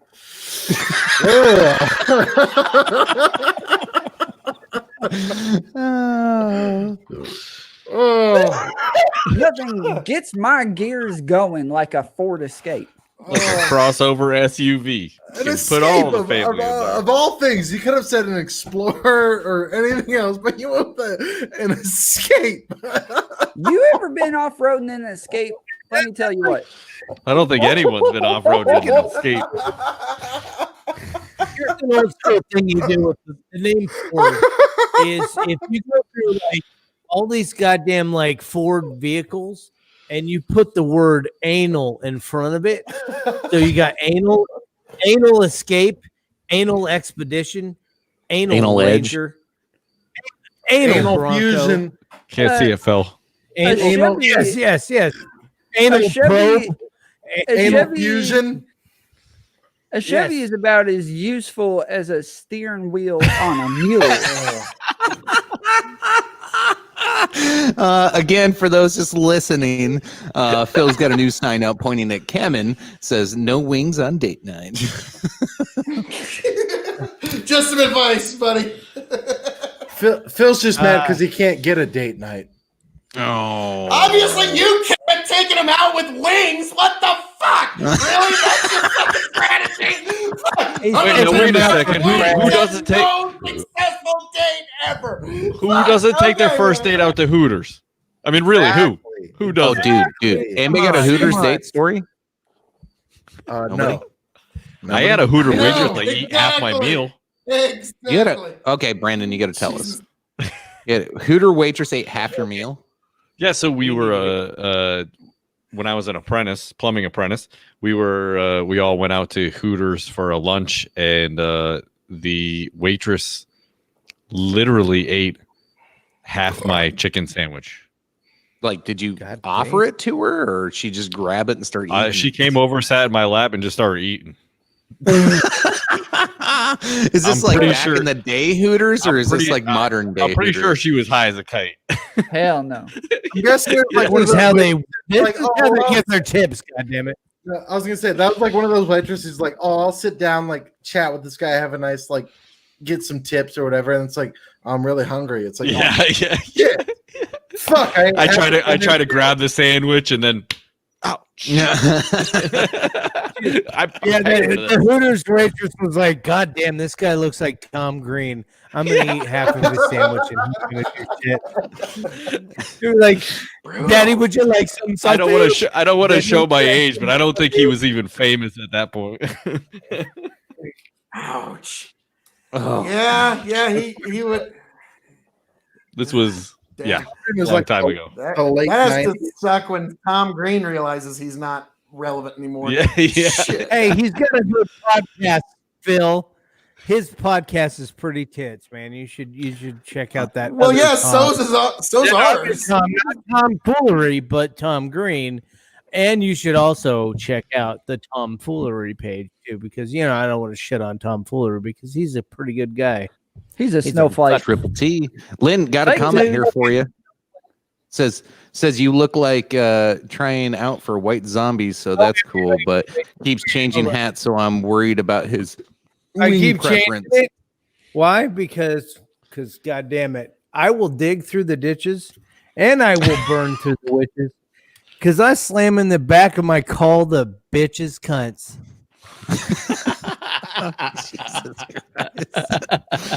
Oh fuck! There's no need to I worry. kept that shit relevant. Fuck you. There's no need to worry about Skinner's preference in So wins there. I don't know if a dog's watching tonight, but Tony, I am not the first one that dropped the C word tonight. So I'm a pretty proud host at this point. Usually it takes me about 10 minutes before I get mad and call somebody the C word. So Hey, chicken. It's usually Lynn, actually. He's usually the first. Thank you. Thank you. yeah. Sorry, Phil. Phil, Are you ready? fucking cunt. Are any of you ready? Oh, even I mean, but no, it's the All right. fun thing about these brothers is that's dropping out of their mouth at some point in the night. Are you guys Yeah. ready? Yeah. Are you? All are right, you ready? Cameron, what you got? Cunt. Yell right. All right, that's enough. That's enough Try out not- of you. I don't know if Susan WikiWiki has a limit on how many times you can say it, but I think we've pushed it tonight. So I would. I'm not say trying to do the so. South Park episode where they said shit on national TV, like what was that, Yes, 200 sometimes. I'm not trying to do that with cunt tonight. Like there's another. So- family, but- Anywho, between Tom and his foolery trying to get the dog and chicken show canceled, and between the chicken and his varying kinfolk and their varying language choices, check out episode 58 of Thirsty Thursday over at the KOE Nation next week. So where we're gonna have to find a new home. So definitely like, share, and subscribe to KOE Nation on YouTube because Yeah. that might Actually, be yeah, where if we're we broadcasting the do show get- from next week. If we do get kicked off, Tom, I might need to use your platform. I don't know about Who are you talking to? Who's this Tom guy? All we have is Tommy. Well, Yeah, his alter ego. Sorry. I ain't doing Tommy, none of I'm this. talking about your non-racist from New York. The socialist brother of yours. Yeah, no, I ain't doing none of this internet Chicken interweb show. stuff like y'all Yankees. Like you Yankees are like hemorrhoids, okay? A pain in the butt when they come down, but always a relief when they go back up. Okay. We just fired that at one for a Brendan. while, Tom. Jesus. Yeah. Like I could tell that was just like finally yes. Yeah, we're gonna get zucked. Yeah. Brendan, I thought you were in a Oh, basement. I don't think you're in the garage, are you? Yeah, I mean, technically, when I bought the house, this was the garage. Oh, But fair. fair enough. No. Dad's Worldwide is always recorded in Mom's basement. So, there you go. Fair enough. Always. Read Always. next comment, please. Fucking Christ. Oh God, Yeah, Tommy is. So it says Tommy is podcasting from. Yeah, look at his background. Look at the background picture. Gynecology office waiting room. Yes. Nurse comes out. Yeah, zoom in. Excuse me. Zoom in on Tommy's Miss picture and Thompson, look at we'll see you now. Look at his background. Just like zoom in, like so it's all big, so all we see is Tommy. And look at them fucking pictures in the background. Is that not a gynecologist's office? Dude, that looks like Tommy, be sure to let us know how your visit goes. Let us know how that Real tough art there, bro.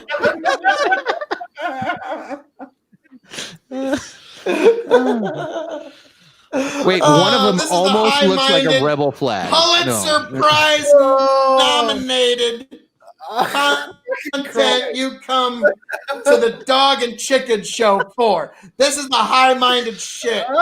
With those little Dale Earnhardt drawings. Maybe everyone.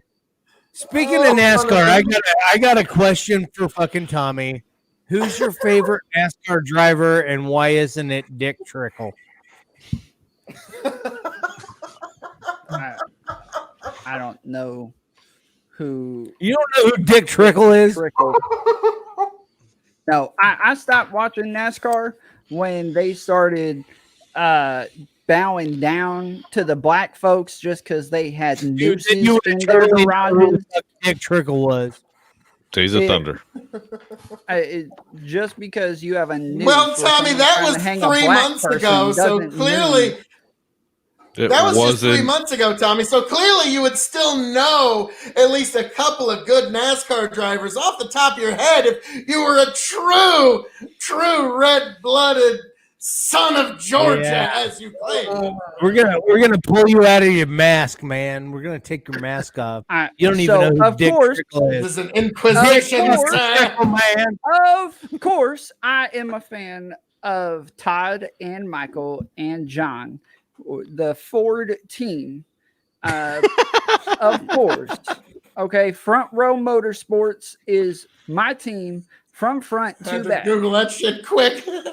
What about Dale? Dude, no. We're gonna go straight redneck. What do you think about Dale? Oh, Dale ain't even around no more. Okay, he's old news. All right. No. What do you think about Dale Earnhardt Sr.? Come on, preach. Dale Earnhardt, I look. Do you think that he was old murdered, news, or do you think that it was a NASCAR accident? I think he said something cross about the Clintons. No, yeah. screw the Clintons. by the wall. I would say 100% it was CNN who actually colluded that to get Dale Earnhardt dead. I've got a picture of him on all of my sex robots. By who? Who arranged his killing? CNN. No. Who killed him? Bill Clinton. What do you mean? CNN. No, who killed him? The Clinton News CNN. The wall. Your answer should have been Jeff Gordon. You're wrong. You're wrong. Jeff Gordon. The Rainbow Warrior. Jeff, You're you wrong, watch man. your mouth. Yeah. You Tom watch Rainbow your mouth. Jeff Coalition. Gordon ain't have nothing to do with that. Watch your mouth. Tommy's a blue-blooded American. He loves Hillary Clinton. He loves the Democrats. Jeff Gordon is an American hero. Jeff Gordon, loving motherfucking hippie. Yankee son of a bitch. Tommy's a hippie. Get him out. Jeff Gordon is an Wow. American hero. That's how we snipped He has Tommy out with nothing the to fact do that he with just likes Jeff Gordon. Like, just that alone. Like, nah, you ain't one Jeff of us. Gordon alone, dude. He's fucking I was done. gonna say I completely lost control of the show, but I don't know if I ever had control. Not since like the 4th episode, chicken. No. Yeah, I know, right? Oh, Dale Lordy hit a wall B, going, how Lordy. fast? CNN's fault. Oh, Yeah. it's Yep. Jeff Gordon's Epstein. fault 'cause Jeff Gordon fucking pitted him. Yeah. Hit him into the goddamn wall, Dakota. We all know it. Jeff Gordon is Epstein's company built that wall. exactly. Epstein and Jeff. I bet it had a CNN logo on it. Sure did. Yeah, sure did. Fraser and MSNBC. All right. So we went from the Lincoln guy proposing we stop selling boneless wings. Drink, by the way, as that's one of our chicken wings for the night. Yeah, and then we turned into some kind of NASCAR bullshit.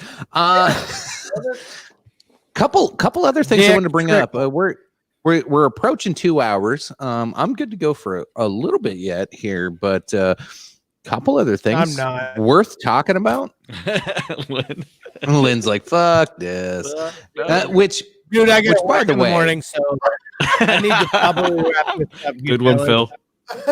Phil, fuck you. Sorry. Oh, There's shit. no greater insult. Look There's at no this. greater insult. For those just listening, Nickelback. for those just listening, it's a likes Nickelback sign pointing at Redneck Tommy. Boy. I mean, he likes Jeff Gordon. There's no saving him with like Nickelback or anything. Hey, Phil. Old Tommy likes the pants around your feet. Oof. Oh shit! God damn. Well, okay. Okay, So- moving on. Next topic. So we were going to talk about what?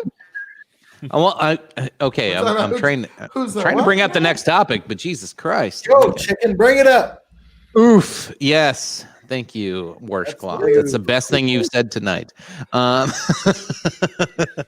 Now you've had a couple of good ones. I'm not gonna lie. Okay. Let's shift from politics real quick. Let's go to okay. So we're podcasting, right? Phil's got his own show. Racist Tommy's got his alter ego, has his own show. We got Dad's Worldwide on here.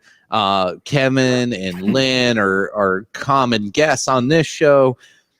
What do you guys feel being part of a podcast community? Joe Rogan officially went to Spotify 2 days ago. And I think it was like 47 episodes were missing from Spotify immediately. And okay, so you can chalk it up. Maybe it's just a mistake. Maybe it was just an error. But it had the names of like Benjamin Owen. I can't remember if Candace Owens' episode was missing or not. It might or might not have been. Alex Jones for sure was missing, and many other right-leaning guests that he had on there.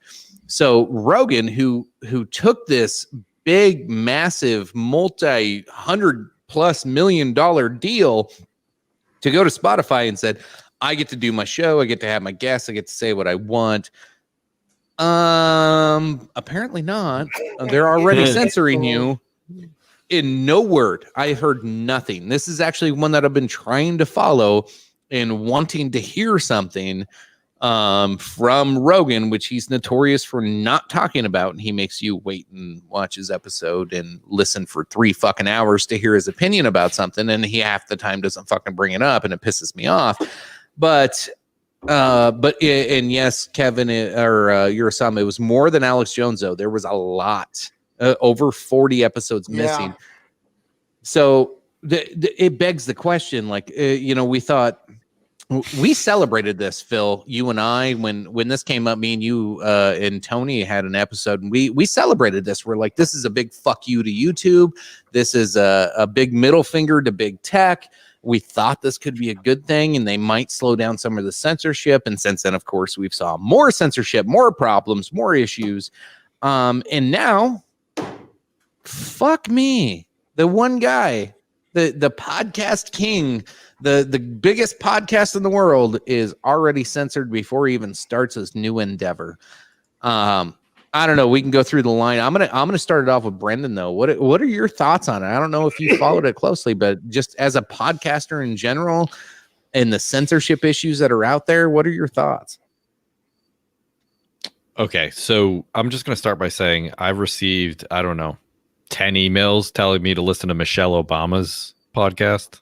Oh, gross. So is she going to admit she has a dick yet? No. No. Those are 10 I was going to go to people have you you guys did seen Paper Tiger with Bill Burr, the comedian? Bill Burr? Yes. Yes, Her biggest accomplishment is having presidential dick. So, like,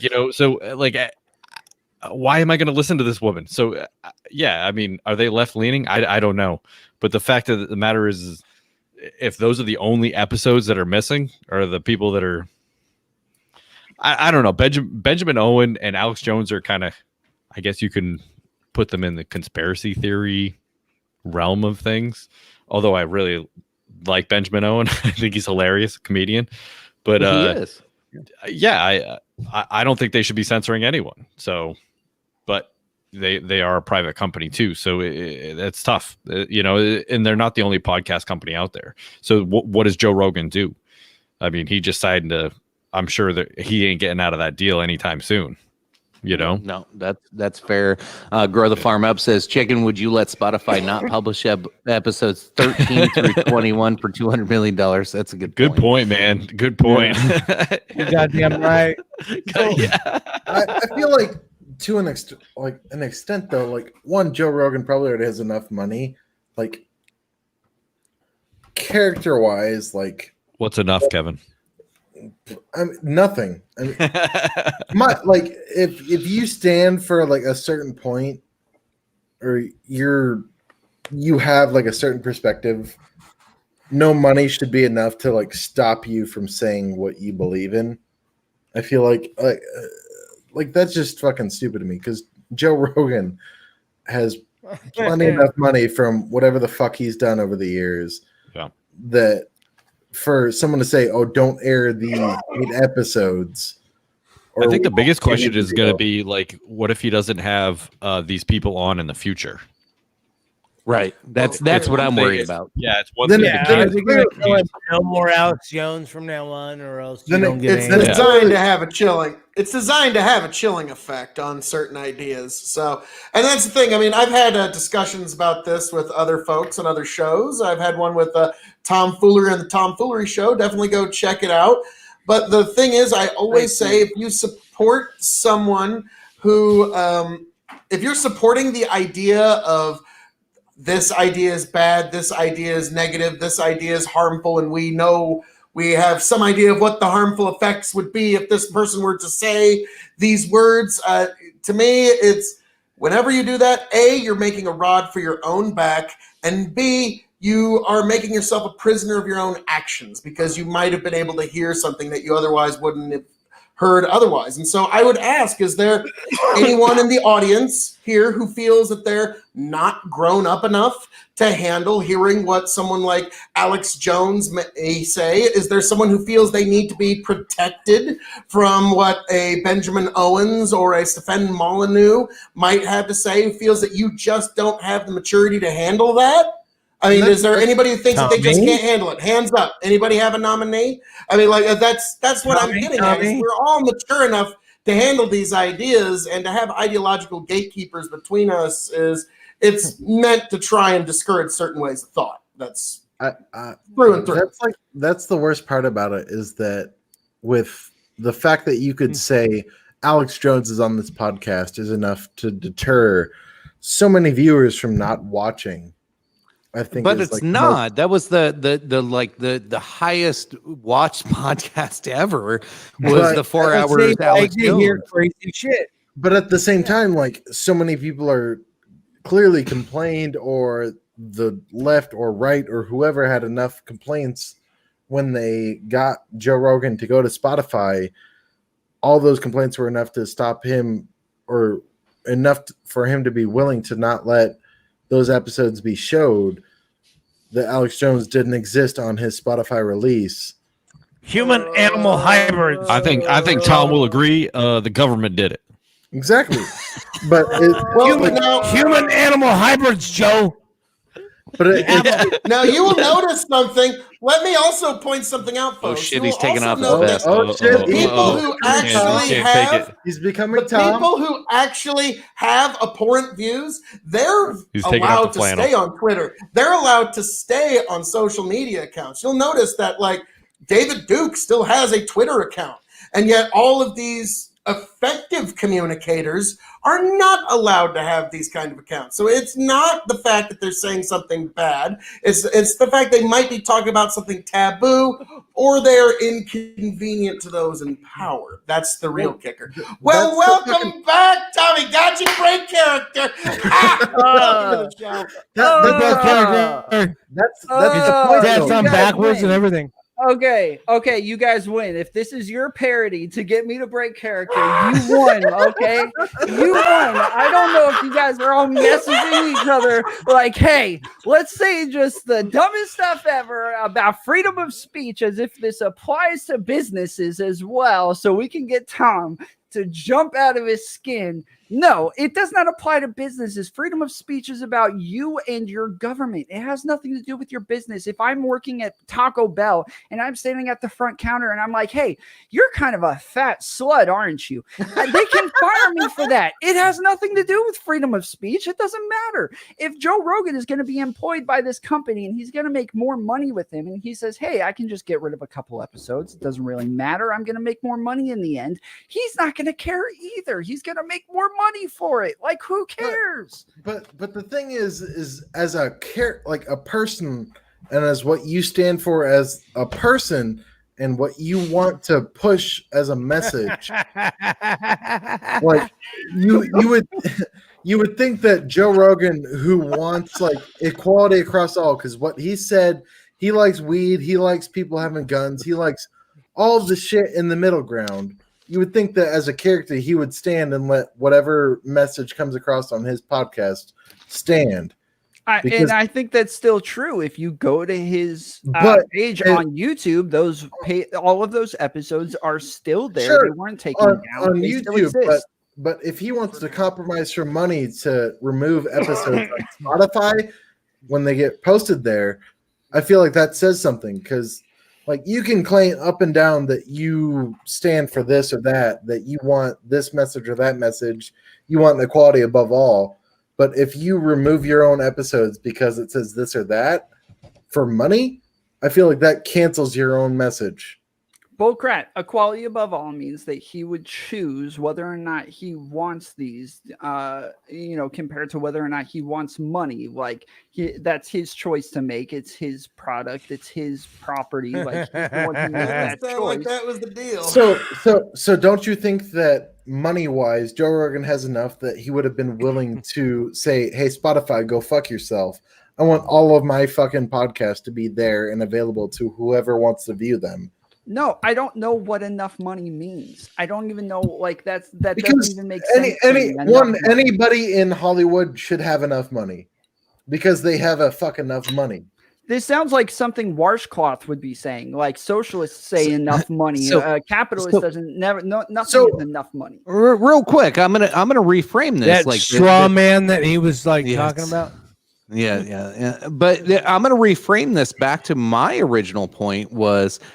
Joe Rogan originally touted this deal as I get to have the guests that I want, say what I want. And he really propped this up.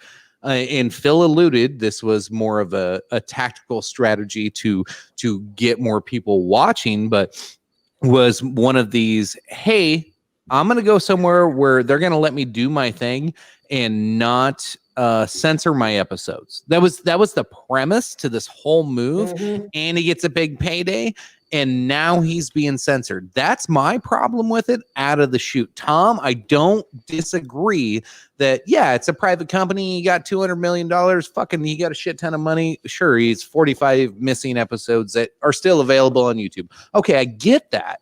But the whole point was that he had the freedom to do his show the way he's always done it and have these controversial guests. But I'm gonna flat out, I'm not a Joe Rogan hater and I'm not a simp. I've been kind of critical of him, especially the last 6 months since this deal has come through. How many right-wing guests has he had and controversial shows has he had? It's been boring as fuck. Mm-hmm. And the show has been shitty. He had Miley Cyrus on, which was the best episode he's had in months, which is fucking stupid. Because is So Miley I- Cyrus. He's had a bunch of Democratic candidates for president on though, so like he's definitely kind of having to show certain political allegiances to my wade favorite these Definitely waters. blew Bernie Sanders. He My blew favorite Bernie recent Sanders. episodes of Joe Rogan. Like, My Go ahead, favorite Kevin. recent episodes of Joe Rogan were him and Robert Downey Jr. and him and Jamie Foxx talking about the fact that Robert Downey Jr. used blackface in Tropic Thunder. And they try to say that Robert Downey Jr. was people overstepping the fucking line. And it's at this like one, Robert Downey Jr. is one of like the most sensible like actors I think I've ever seen based off of all of his interviews, all of him as a person of what he said in any conversation that has been documented. He seems to be extremely sensible. And he said, like, on Joe Rogan's podcast, like, are you sure you want to do this? And they're like, yeah, it'll work out. And he's like, okay, and went with the movie and went through that entire production with skepticism, but when it turned out great, was super like proud of what he produced. But as soon as like 2019, 2020 hit and presidential like campaigns were going and people tried to call Robert Downey Jr. out for blackface, when black people fucking laughed their fucking asses off at Tropic Thunder, and I guarantee that fucking happened because Tropic Thunder was Tropic Thunder was the greatest it comedy was ever. fucking hilarious. Robert Downey's role in that fucking movie was absolutely hilarious. but we're all Mel white. Brooks- We're all white. It was funny. I don't really Mel care Brooks what has black made at people least think. three We're all funnier white. movies. Oh, the Jason, whole calm point down one at a Opinions don't time. fucking One at a matter in time. this. Okay, the whole point Just in the blackface in the Tropic Thunder thing was to make fun of blackface. It was to Exactly. say, That's my this fucking guy. point. Yes, this guy is so blind that he has no clue how offensive he is, how ridiculous he is with the accent, like everything about it was supposed to be overly offensive to where he was the joke. That was what's funny about it. And that I don't care if black people think it's funny. I don't care if white people think it's funny. I think the fact that it's It's not offensive because they're making It's objectively fun of funny. Hey, yes, because they're making fun hey, of Tom, thank you for white splaining it for everybody in the audience. To the same point, he's also extremely right because not He only is. was Robert I know, but it was funny to say. Robert Downey's role was Hey, on that been note, hosted by- guys. Hey, I gotta dip out for the rest of the evening. It was Lynn, a Lynn, say pleasure goodnight to the be folks. around you guys. I gotta fucking say goodnight to everybody. Hey, I'm the bad motherfucker with the cool hat and the other hat because we kept switching it over just to fuck with Tom, or I mean Tommy or whatever. Be sure to like, share, and subscribe, and then fucking get on that tomfoolery as well. And you just like, share, and subscribe to that fucker too, because he's got some legit points every now and then, even though he's a hippie libtard. Sorry, I'm just fucking with you. You guys, love, peace, and hair grease. We'll see you next time. I gotta go to bed. I gotta work. Thanks for tomorrow. joining, Lynn. I'm glad I'm the Lynn. reason you have a Peace. hangover at work tomorrow, along with all of our viewers. Good night, buddy. so Word. as he leaves to your but, mama. like Tom's point is Continue so on your point. it's so on the nose that like Robert Downey's role was so where'd Tom go? He's got He'll be a. back. There There he he is. But Robert Downey's role was so like on the nose of making fun of blackface, but also portraying blackface to like an extent that the actor thinks they're so in the right. And I feel like on Joe Rogan's podcast, ironically enough, that he joked about that role, like, and thought that he was going to get so slandered and like abused for it when he did it. But it didn't happen until fucking what, 4 or 5 years later? Like, what's the time frame between when Robert Downey was on Joe Rogan's podcast to when it was actually filmed for Tropic Thunder? I think it was like 5-6 years. But like Yeah, Robert Downey was like, I don't want to do this role, but then like he got convinced to do it and did it and was extremely happy with what he did and produced. And even Jamie Foxx, when he was on talking about Robert Downey's role on Tropic Thunder was like, he got away with it because it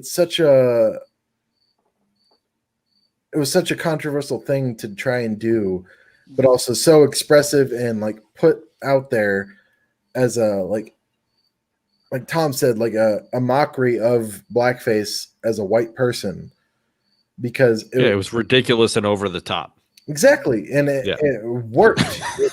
It worked for the time because Robert Downey Jr. was able to get away with it and make the role happen, and it was a huge success, huge comedy, huge fucking laugh to everybody and anybody who watched the fucking movie, because at the end of the day, it was a dude doing blackface and said he was doing blackface, but was so committed to that role that he thought he was actually black, and it made people laugh. But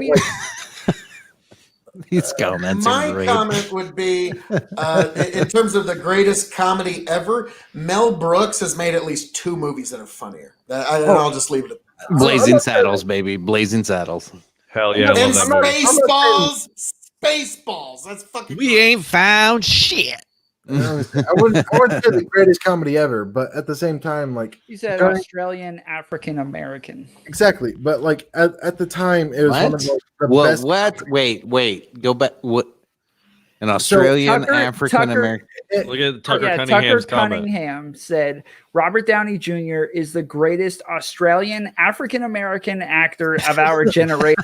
I can't think of another Australian African American. I think we can stop talking about it at this point. Tucker, really? is- I mean, Tucker's that's it. my nephew. He's the man. He's the man. Tucker's That's mad fucking troll fantastic.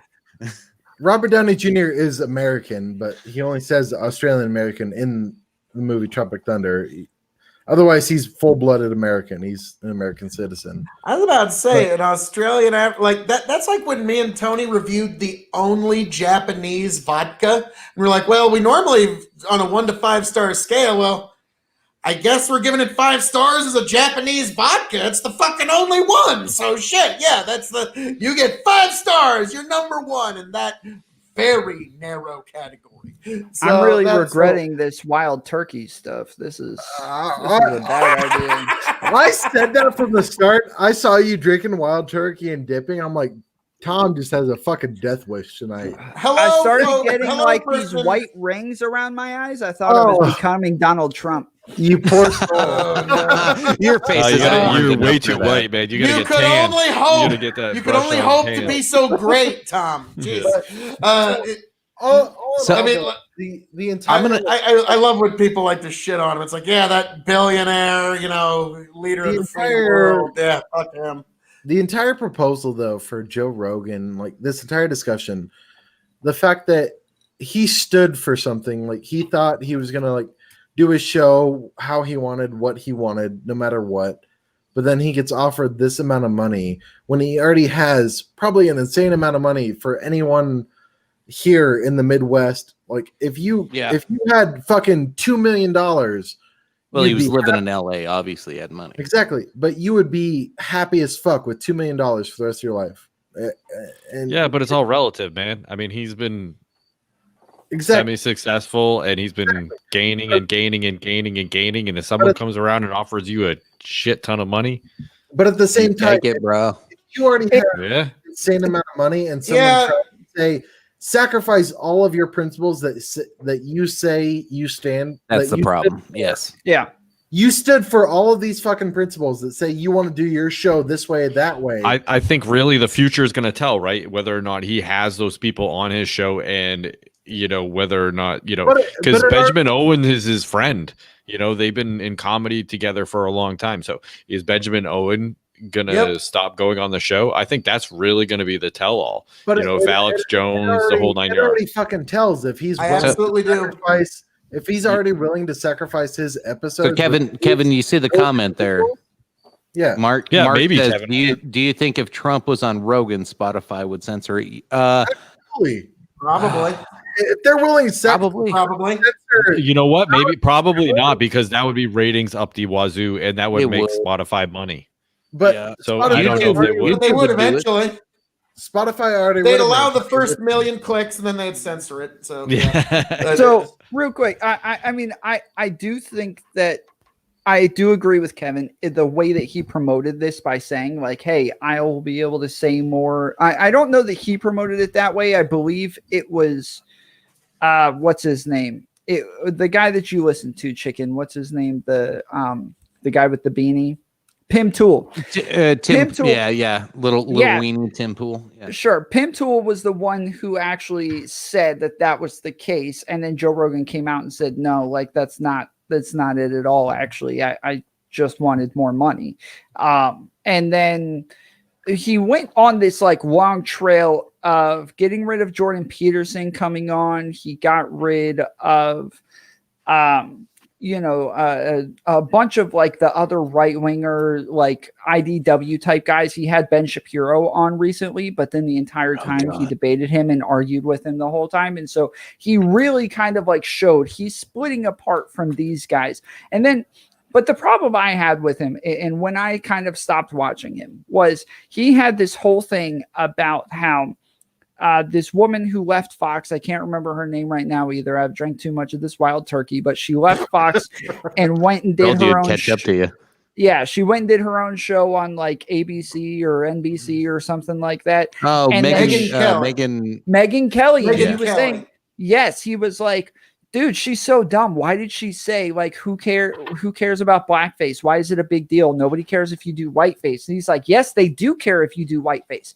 Like maybe 4 months later, he said the exact same thing as Megyn Kelly, where he said, I don't understand the big deal with blackface. Like if you do whiteface, nobody cares. And I've actually done an entire episode on this about how like the whole like the whole cultural appropriation stuff doesn't make sense to me whatsoever, and blackface is included in that. But like I don't understand any of it. And I felt like he just went back and forth, just flipped just like that, and then lost like all of the people that he was normally having on in the IDW.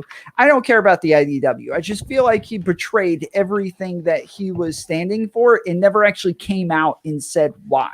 And that bothered me a lot. I don't disagree with you on that, Tom, because like I think he had a missed opportunity there with the IDW thing, and it was like that's where I think that's my problem with Rogan. And don't get me wrong, I'm a big Rogan fan. I still listen to his shit, and but it's one of those like the principal standards that you're talking about, where he really did like the IDW thing. He was like, no, I'm not a part of this. As soon as they came out with it, he's like, but he started it. Like I don't know if he Dave started Rubin it. started it. Right, but he promoted it willingly or not by having these people on his show and getting millions of people to watch your like. You know how I got introduced to Brett Weinstein and Jordan Peterson and all these other intellectual types was through Joe Rogan. It wasn't because I randomly found him on YouTube, because YouTube fucking censors all that shit and won't let you find it. I found it because I was a listener, a regular listener of his show. And I was like, oh shit. Okay. This Jordan Peterson guy, I saw him in the news, and the news made him sound like he was a piece of shit. Okay, so we got a comment. Barry Weiss started it. We can argue who's. I don't think that's true either. But even if I would not have a clue who Barry Weiss was unless I watched Rogan. He was like his show is a cultural phenomenon that you cannot deny. But then when he's had this constant flow of these controversial guests that aren't controversial topics, like they're really just smooth conversations. And I'm going to give him credit, because they've been like, you get to know who Jordan Peterson really is, and these people that get demonized in the news. Like, I really hope someday he has the Covington kid on. I really hope someday he has Donald Trump on, because I think it's important to sit down and talk to somebody for 3 hours and understand like their point of view and their mindset. But that's not what he's doing right now. Right now he's doing these my friends and these social elitist cunts that nobody likes, like Miley Cyrus. Like, I listened to the Miley Cyrus episode. I'm just gonna shit on that one real quick because nothing about it made me like her more or less. Like, I still think she's kind of a dumbass. Just to be honest, like I will say about the signing of this contract and Joe Rogan moving to Spotify, I kind of get the idea of, so Joe Rogan walks in like this because there's another industry that's going to have some stories to tell with this. But so Joe Rogan walks into the room like, all right, Spotify, I've got this vision and I'm going to have this podcast. It's going to be great. It's going to be exactly the way I want it. And I'm going to sign on, I'm going to sign this contract. It's all going to be great. And then suddenly, oh no, the company is changing what I wanted after I signed the contract. And suddenly every musician and musical artist is going, ha, welcome to the game, kid.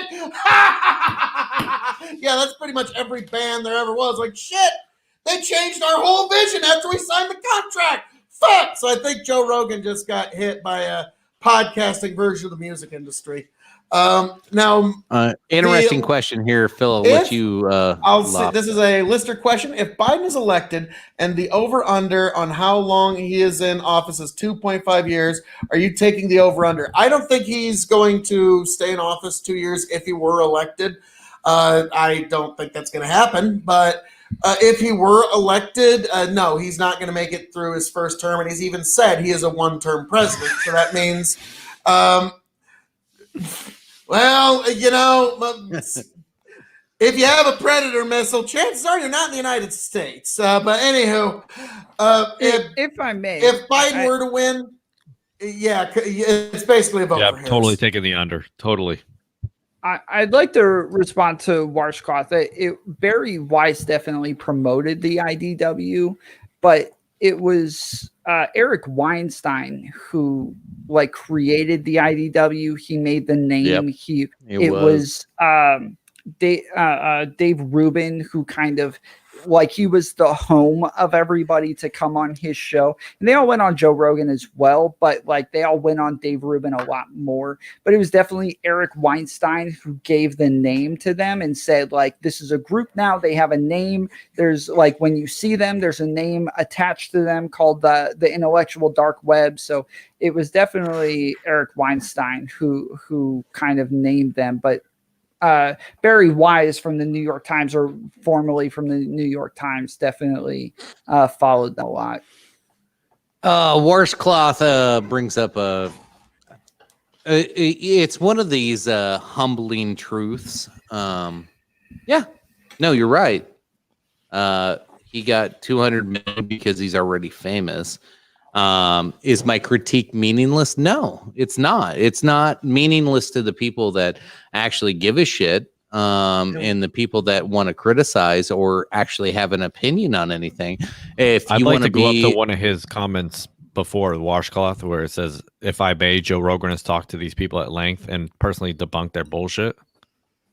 Oh, I missed that one. Oh, yeah. There it is. He really All right, does that. Even if he doesn't ever do that. Really he hardly over the ever top, does that. He just goes, I don't know about that. No, And not to mention, he will claims that disagree. Jordan Peterson is one of his best friends. No, okay, so no, he has debunked a lot of the bullcrap. So a lot of times, there's a bunch of times where they've come on and they've used the same talking points that they used on every other show. And these videos go out into YouTube videos. It's like Jordan Peterson destroys, Ben Shapiro destroys, using the same exact talking points that they said over and over. And then they go on those videos. Sure, but then they go on Joe Rogan, and Joe Rogan actually questions them. And he doesn't say you're dumb, you're an idiot, but he asks them a bunch of questions to lead the audience to that conclusion themselves. So he uses a psychological tactic of being friendly to get real conversation going. Because here's what happens if I say, "Hey Tom, your alter ego seemed really racist earlier tonight. Why do you hate black people?" If I come at you that way. It's not going to be a good reaction. I was about to say, Tom.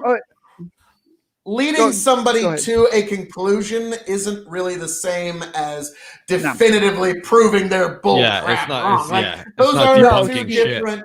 They're two different persuasion tactics.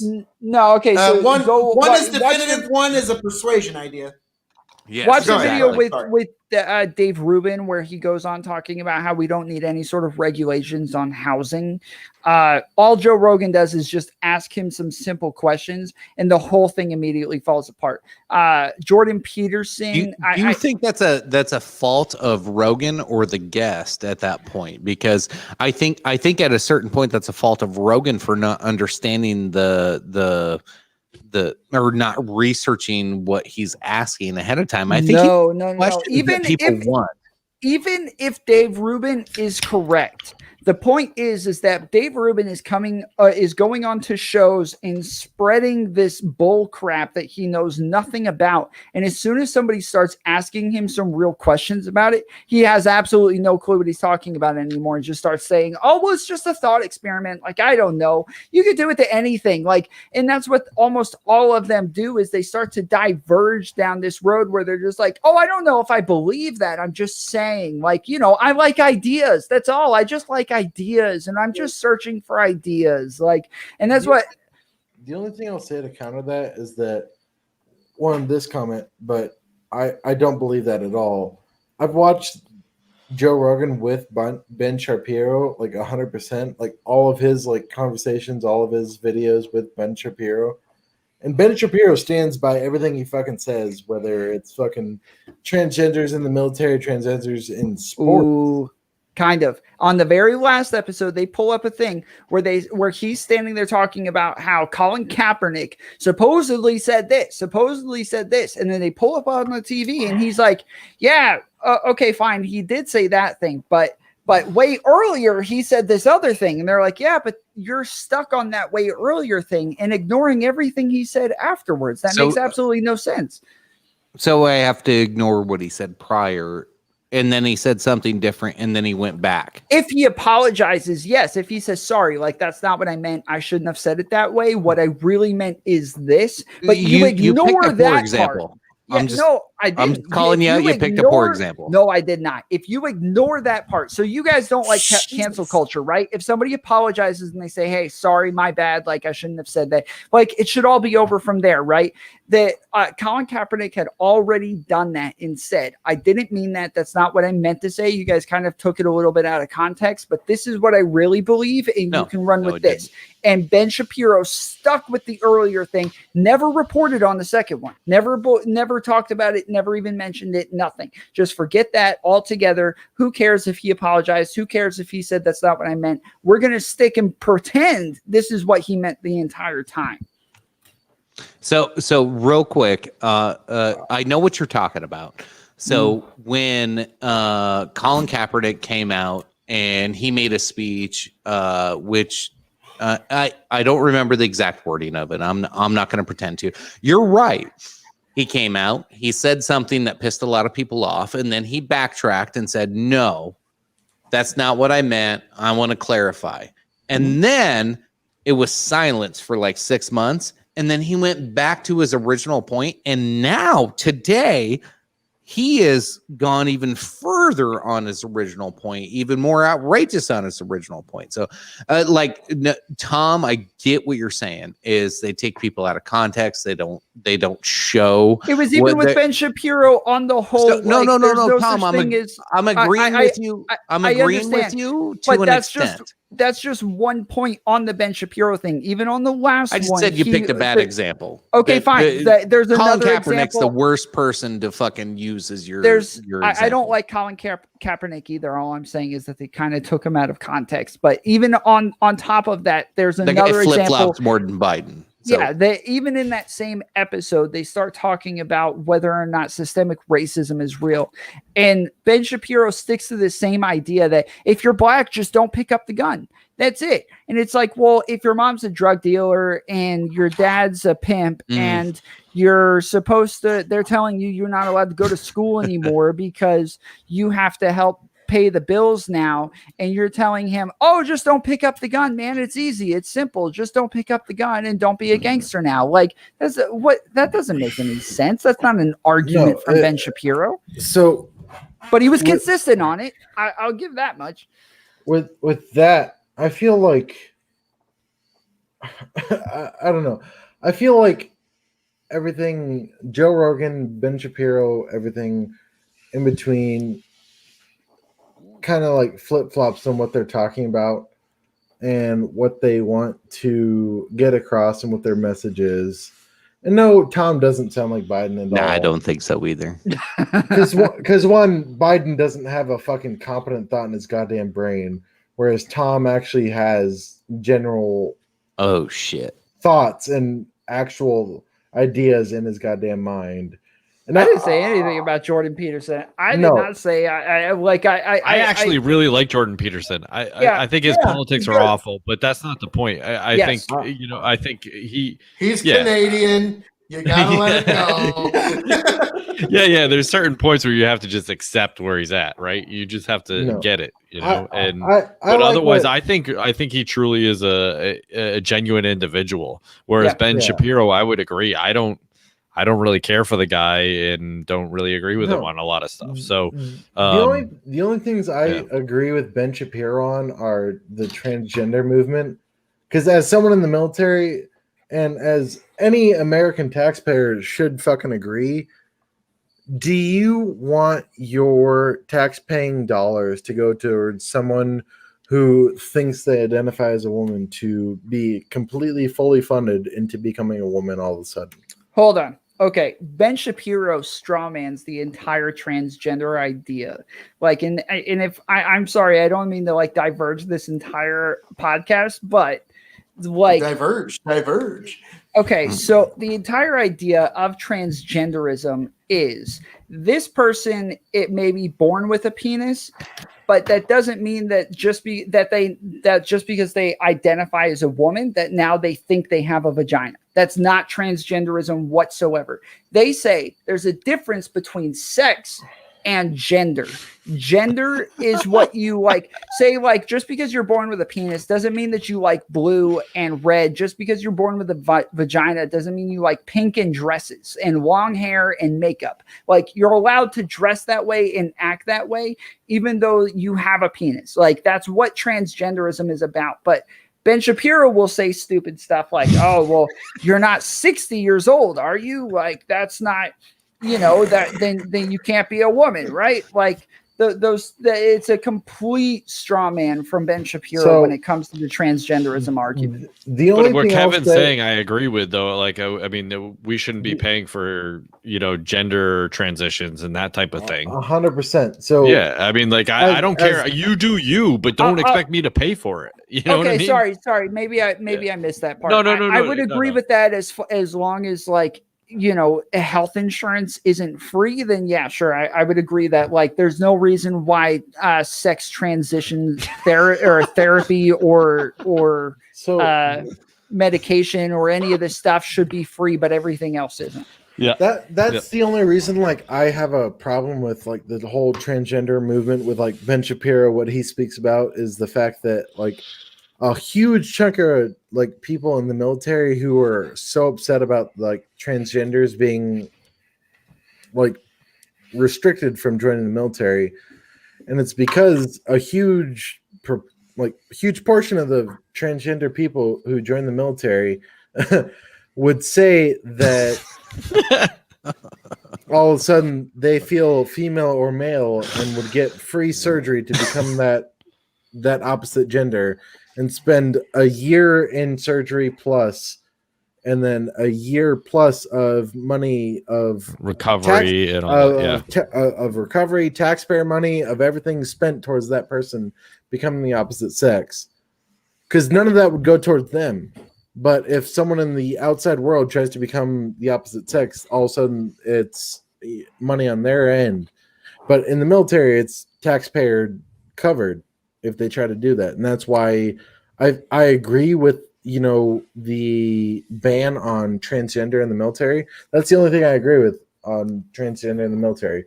Don't do that, because it's going to get covered and taxpayers are going to have to cover that cost. But as like identifying as a man or woman, I don't give a fuck what you identify as. Like identify as that, I don't care. Only thing I'm going to say is that I say he or she, and anything in between is kind of like weird, and I'm not going to acknowledge the existence because it's just weird to me. That's fine. That's your choice. I don't believe that that's all that Ben Shapiro talks about. He talks about a lot of other stuff as if transgender people just don't even exist. But I do think that like you're right. Like if we're gonna say like, hey, everybody else has to pay for transgender reassignment surgery or something like that, unless you join the military, then it kind of becomes a problem. Yeah, exactly. And like I'm all for that. Like. I kind of counter Ben Shapiro's that, like, if you identify as he or she, like I'm one or the other, male or female, I'll give you that. Like if you identify as a male and you're a female, I'll call you sir. If you identify as a female and you're a male, I'll call you ma'am. Like whatever the fuck your preface, your preference, whatever it is that you want to identify as, I'll call you that. But I will never give you money or support a taxpayer movement to give you that money to transfer your sex to one or the other just because you don't want to pay for it. So Kevin, this one's for you. As someone who got sex change in the military, Kevin, opinions matter. I don't know if you're saying you got it or you're accusing me of it. I think he's accusing you. He's accusing you. I mean, joke all you want, but I definitely never got a sex change. I've been a male from the start. So you would be a very ugly woman, Kevin. I'm just gonna I absolutely would be.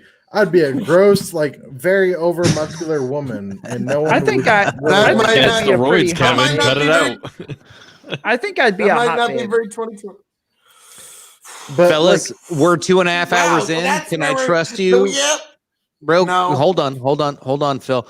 I got to take a pee break. Can I trust you four fellas to mind your manners while I go pee real quick? Absolutely not. I know. I Probably can't. not. All But right. let's give it a shot. All right. You guys keep tearing it up. But, like, I feel like me and Tom are on the same mindset. Like Ben Shapiro definitely misconstrues a lot of things and goes over the top with a lot of things.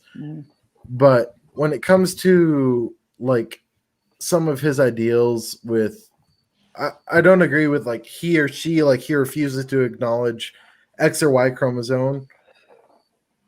Like that shit doesn't make sense to me. Like, sure, someone may or may not have been born with X or Y chromosome, but if they identify as he or she, I'll acknowledge that 100% I'll acknowledge. But like the demisexual, like non-binary, like all of like the like in-betweens, like I don't really understand.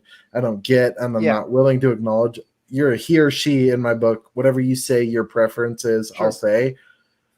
But at the end of the day, trolling as well. Yeah.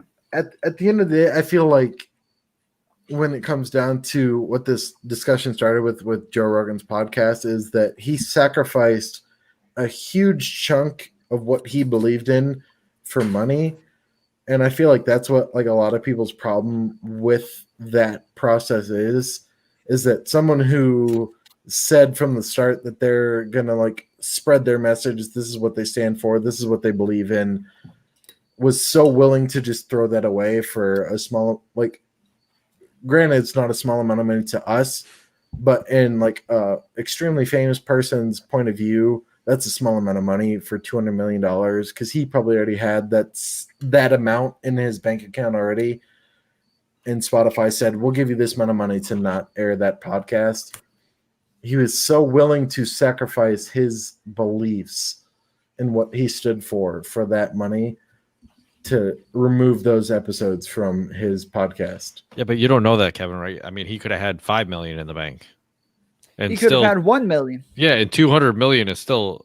I mean, It's a shitload of fucking money. A lot of money. It's a shitload of money. But at the end of the day, if what you try to say is that you stand for this message, no, I this understand is what you're you saying. believe You know what I in, mean, if you're going to be principled no matter what. Exactly. But I mean, that's let's be my serious. I mean, let's be serious. If someone throws money in your face, So let me ask. I mean, knows? if all of a sudden the episodes come out and they're all there just in a couple of days, and they're like, "Oops," like just a glitch, like whatever. But it's not a glitch though, because if it was a glitch, it would have been fixed immediately in the next 6 hours, and it'd been like, oh, and it wouldn't have been all right wingers. You know what I mean? Exactly. Like it was all pretty one-sided. But the fact that the majority of the episodes were all of the right wingers on his podcast Is Jordan Peterson considered a right winger?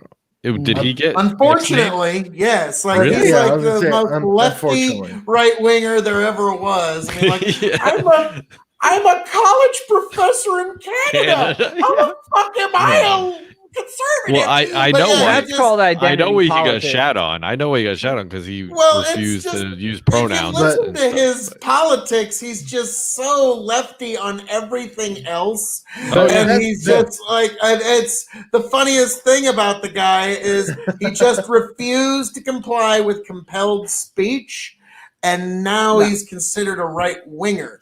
Because, well, yeah, the bill in Canada was going to compel speech, and if you were to be found in violation of it, you would have been fined. And he said, well, I'm not going to pay the fine. And if you jail me, I'll go on a hunger strike. I don't care. And so he just would not comply. And to me, peaceful noncompliance is always a valid form of civil disobedience. So I always find those as valuable to study in it anyway. So I've never heard Jordan Peterson say anything that wasn't right wing. I've never heard him say something that was left wing. I don't think that the Bill C-16 actually was forcing speech, but I've never heard him, and I've listened to him for years and never heard him say something that wasn't like conservative sounding. I mean, he seems to support the safety nets that are available in Canada, and he seems to be very lefty on a lot of the economic issues. Right wing for Canada. The only Yeah, thing for Tom is that right wing Canadians. Yeah, I mean, not even that. Like to each their own. Like Ben Shapiro can sound like extremely left wing to me sometimes, but then he'll side with like some right wing stuff. And then vice versa, like some people can think that someone is. When has Ben Shapiro been left wing? You know what I fucking mean? No, I don't. That's why I asked. I mean, the fact that he's willing to like concede to anybody, like in their gender identities, and like let he or she, when Caitlyn Jenner all of a sudden like thought that she could get away with, not even she. No, that's him relating to being a human being of whether This really depends on how we're defining right and left wing. You and I have had this issue as well, Chicken, where like we're all of a sudden defining right and left wing. It becomes completely different from one person to another. Right. And people are just defining it based on like, well, if a Democrat said this before, then it's left wing. And if a Republican said this before, then it's right wing. Like there's not like set boundaries as to what is right and left wing. Yes, Washcloth. Yes, Washcloth. But no, back to the Ben Shapiro left wing thing. I don't think he says a lot of things left wing. I think he adopts basic principles of human like freedom. So when it comes to the transgender thing, because I assume we're still talking about that, and then he goes, if you want to identify as this, then do it. I don't care, but you can't demand me. And this is the same position as Jordan Peterson. Right. You can't force me to call you something you're not. Now, if you came up and said, hey, or something you are. Right. Well, either way, it doesn't matter. Yeah, good point. It doesn't matter either way. But the thought is you're forcing speech upon me. And that is not a good thing. And that's what both of them are really preaching. Now, I don't know if there's a Republican or Democratic view on either of those. That can be argued quite a bit either way. Democrats like hard wing, like right wing. Oh yeah, they have the Hersher fucking whatever.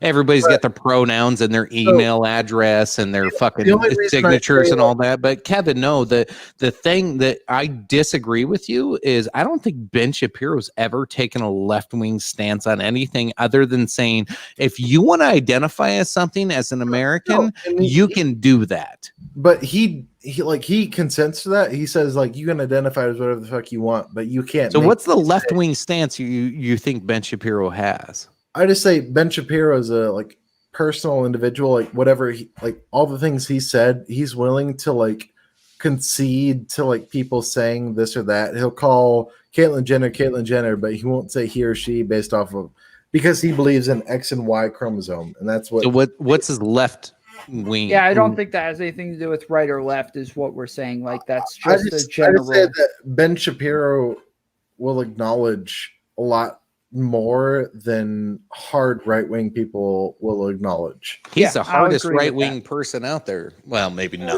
the hardest, but because like Ben Shapiro says, you know, Caitlyn Jenner or whatever, but 90% of right-wing people will be like, no, that's Bruce Jenner. Like, I don't give a shit. Like that, not 100%. That's a man in my mind. But Ben no, it's a respect for individualism. That's not a left or a right wing. That's a libertarian thing. Exactly, but Ben Shapiro is willing to navigate the middle line and say, but he's still a hard. He's willing to be respectful. Exactly, but most hard right-wing individuals will not be respectful. Like most like sensible. I'll say that most sensible, hard right-wing individuals will not be respectful towards others' wishes. They'll say, "No, that's a man. That's Bruce Jenner. It's always been Bruce Jenner. Never gonna be not Bruce Jenner in my mind." But Ben Shapiro is at least willing to say, Caitlyn Jenner, he did this in his past. So many comments. I just want to throw that washcloth is really coming on to Phil now for some reason. Yeah, you definitely. Who wants to read the comments? I'll pull them up. Opposite the track. Who wants to? I got it. All right. I'm starting from way back. Yeah. So Phil, you got to read them because we're doing this for the audio. Clock goes, wait, is this a comedy show? And you bet your ass it is. And First Cloth is the funniest you could throw. Have I been misreading this? No, you have not, good sir. This has been the best show. And yes, it is on. Oh, it's on, Washcloth. That's his comment there for those listening. And then Brant West, Tom seems interested. Yes, we finally got Tom here. He believes in bow hunting, says Washcloth. Bow hunting's fun. If that's your thing. Grow the farm up. Joe Rogan was worth like $7 million before he made this deal. And so it sounds like he did kind of get screwed over like a band signing their first big music contract.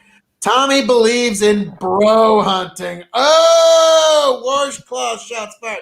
Dalton Carter, Joe Rogan's net worth is $100 million, thanks to that deal, I'm guessing. Grow the farm up. Jordan Peterson, and I really like the guy, too, actually suggested a universal minimum national income, Tom. So, yeah, kind of hard to say he's a far righty at that point. Washcloth, I've never heard him say anything in support of Canadian social safety. Wow, what do you know? Just we got a kerfuffle right there. Urasama, Jordan believes in personal responsibility. Can't get more right-wing than that tongue-out smiley face. So, you got to clean your room. Washcloth, Phil, I love you. I appreciate you too, Washcloth. But I don't understand your perspective at all in time. Do not worry. My mission will be complete when every single person on the internet agrees with me. You are just one of many. You will come along in due time, sir. Democrats are not left wing. Well, I keep telling them. I keep telling them that they won't listen to me. Then why are Bernie Sanders and AOC in the party? Sorry. Washcloth, we have a right-wing party and a centrist party. The left in America is insurgent. AOC's right-wing. Oh, my God. Tom, we were talking that kind of standard needs some reworking. Ben Shapiro is a personal individual from Kemen. Yes, these are the Pulitzer Prize nearly nominated perspectives and analysis, you come here at the Dog and Chicken 4. Washcloth, Hold on. Phil, name So drop. this next one, hold on, I'm Phil. fascinated. Oh, yeah. Hold on, Phil. Because Kyle Kalinski's name, like, oh, Jesus. Kyle Kalinski is a media whore trying to suck right wings to the left and he's poor. He does a shit job at it. Like he tries to take a right wing stance on the left and does a shit job at it. Like Kyle Kalinski is trash. Like I subscribe to the guy, but I just can't stand him. It's almost as shit as David Hogg. Yeah. I wouldn't say he tries to take a right wing position on the left. I think he just tries to sound smart, and that's his real problem. Because he's not. I just watch him because he's just part of my rotation of people like, all right, what are these folks thinking? Like, I don't really put too much into his actual, but no, he just made the joke that if they were to hop Biden up on a bunch of Adderall, he might actually have a reasonable debate performance, which I just thought was kind of funny. And the tomfoolery show said that was because. Go ahead. Oh, that was because Kevin said, well, you can joke, blah, blah, and then we got to get this last comment in from Dakota. Phil, you are doing a hell of a job reading these comments. Dalton. Thank you, sir. I am doing a hell of a job, Dalton Carter, whether I'm reading comments. He's doing a hell of a job, but he gets the name wrong. Oh, it's fine. Thank you, Henry. And whether I'm reading them all or whether I'm debating in politics, it's always a hell of a job for all of you out in the KOE Nation. And the last one, I'd like to hear one of real quick. Washcloth said, I'd like to hear one of his bad takes. If you go on over to the Tomfoolery show, we're talking about Kyle Kalinski. If you go over to the Tomfoolery show, there is an episode called Kyle Kalinski and Bernie Bros, where I not only break down a left and right wing, I break them down in a way that you would agree with, obviously, but on top of that, then I start talking about Kyle Kalinski and how he's inconsistent, makes absolutely no sense, and nothing that he's saying is actually true. And we fact check the stuff that he's saying as he's going.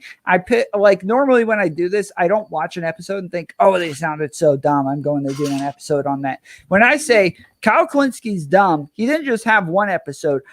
That's stupid. I think I'm just going to go click on any random episode that he says stuff on, and I will be able to pick out dumb stuff on. And I do that. I do that with Ben Shapiro and Candace Owens and lots of other people as well. But I have one where I do that with Kyle Kalinski, and you can watch it and try to tell me that he's right in some way in fashion, because nobody has been able to even come close yet. No, I completely agree with you. Kyle Kalinski today, I'm trying to remember what the video he had out was today. He did this whole like, I want to agree with Trump, but I'm gonna like make all these fucking weird things. And he is the definition of fake news. Like when people talk about fake news, it's the clips taken out of context and the small like comments that really align to your narrative. That's Kyle Kalinski. Like the dude is so bad at it. Like he's so transparently bad at it that he's trash. So, I try so hard. Like I could shit on Tim Pool. I try not to be a Tim Pool simp as much as I can be. Like I like the guy. I was gonna say, but sometimes he's wrong. Kyle Kalinski is fucking wrong 90% of the time. Tim Pool is like 10% of the time. Like, you don't give me shit about Tim Pool. Cool, okay, I get it. Yeah, he's not 100% right, but the dude, like, I was gonna say Tom already covered it for Washcloth, but he asked where can I see Kyle Kalinski being an idiot. But I feel like at the end of the day, it's like if you are looking at current social media and the media blowing up in today's United States, Twitter, Facebook, whatever it might be, There's going to be a clip of anyone you think is relevant being an idiot in the things they say. And it's up to you to use, as Tom will say, the magnifying glass to look more in depth than just surface level bullshit to find out who's competent and who's not. And that's such like a challenge, it seems, for individuals to read into shit. I'm like, that just amazes me that like I thought my job when I was in the Marine Corps was hard to like look past like surface level reports and find people who are full of shit. But like it just amazes me that people are like, oh well, Facebook, this person said this, I'm gonna, take their word for, gospel. They're always right. Yeehaw. But like it never failed that people in the country where attacks were carried out against that people would still report extremely false shit because they believed in one thing or the other, either Shia, Sunni, like whatever it was. But you go to like another source and you would see that, this attack got carried out against this group of people, 40 individuals died. But you go to another website and it'd be like, oh, well, this, it was a mostly peaceful protest. Yeah, this fiery, but it was mostly peaceful. This peaceful. Don't worry about that car bomb. Exactly.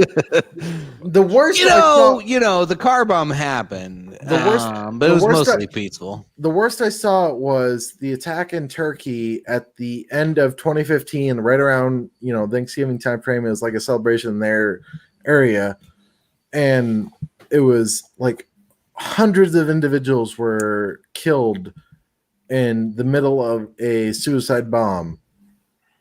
And you go to like Al Jazeera and it's like, oh, our righteous member was able to eliminate this many individuals. And it's like, it's that level of extremism that you see in reporting left, right, good wing, bad wing, whoever the fuck you believe in, you're going to see it. It doesn't matter. If you're a left wingist, if you're a right wingist, you're going to see reporting up and down the scale of, oh, well, Kyle Rittenhouse, whatever, in this place shot this bad person. And then you're going to see, oh, well, this, righteous individual was shot by this crazy madman with a gun. And you're going to see that varying degree of what's good or bad. Yeah, and I completely agree with you. We actually just had a podcast episode just the other day about how all of a sudden Kyle Rittenhouse shoots people and now it's bad all of a sudden, even though the consistency would lie within almost every bad shooting by a cop, where like Brooks and Ahmaud Arbery and all of these other people are retreating and trying to get away, and then they get shot in the back. And the left is like, oh, that's bad. You can't do that. You can't attack somebody and chase after them when they're retreating. But then all of a sudden, a civilian with a gun is running away from a bunch of people, and they can still throw stuff at him and assault him and try to hit him with skateboards and all sorts of stuff. It's like, oh, well, he wasn't on my side, I don't feel. So I'm going to go against him automatically, even though I'm going to completely throw away all of the consistencies that I had before.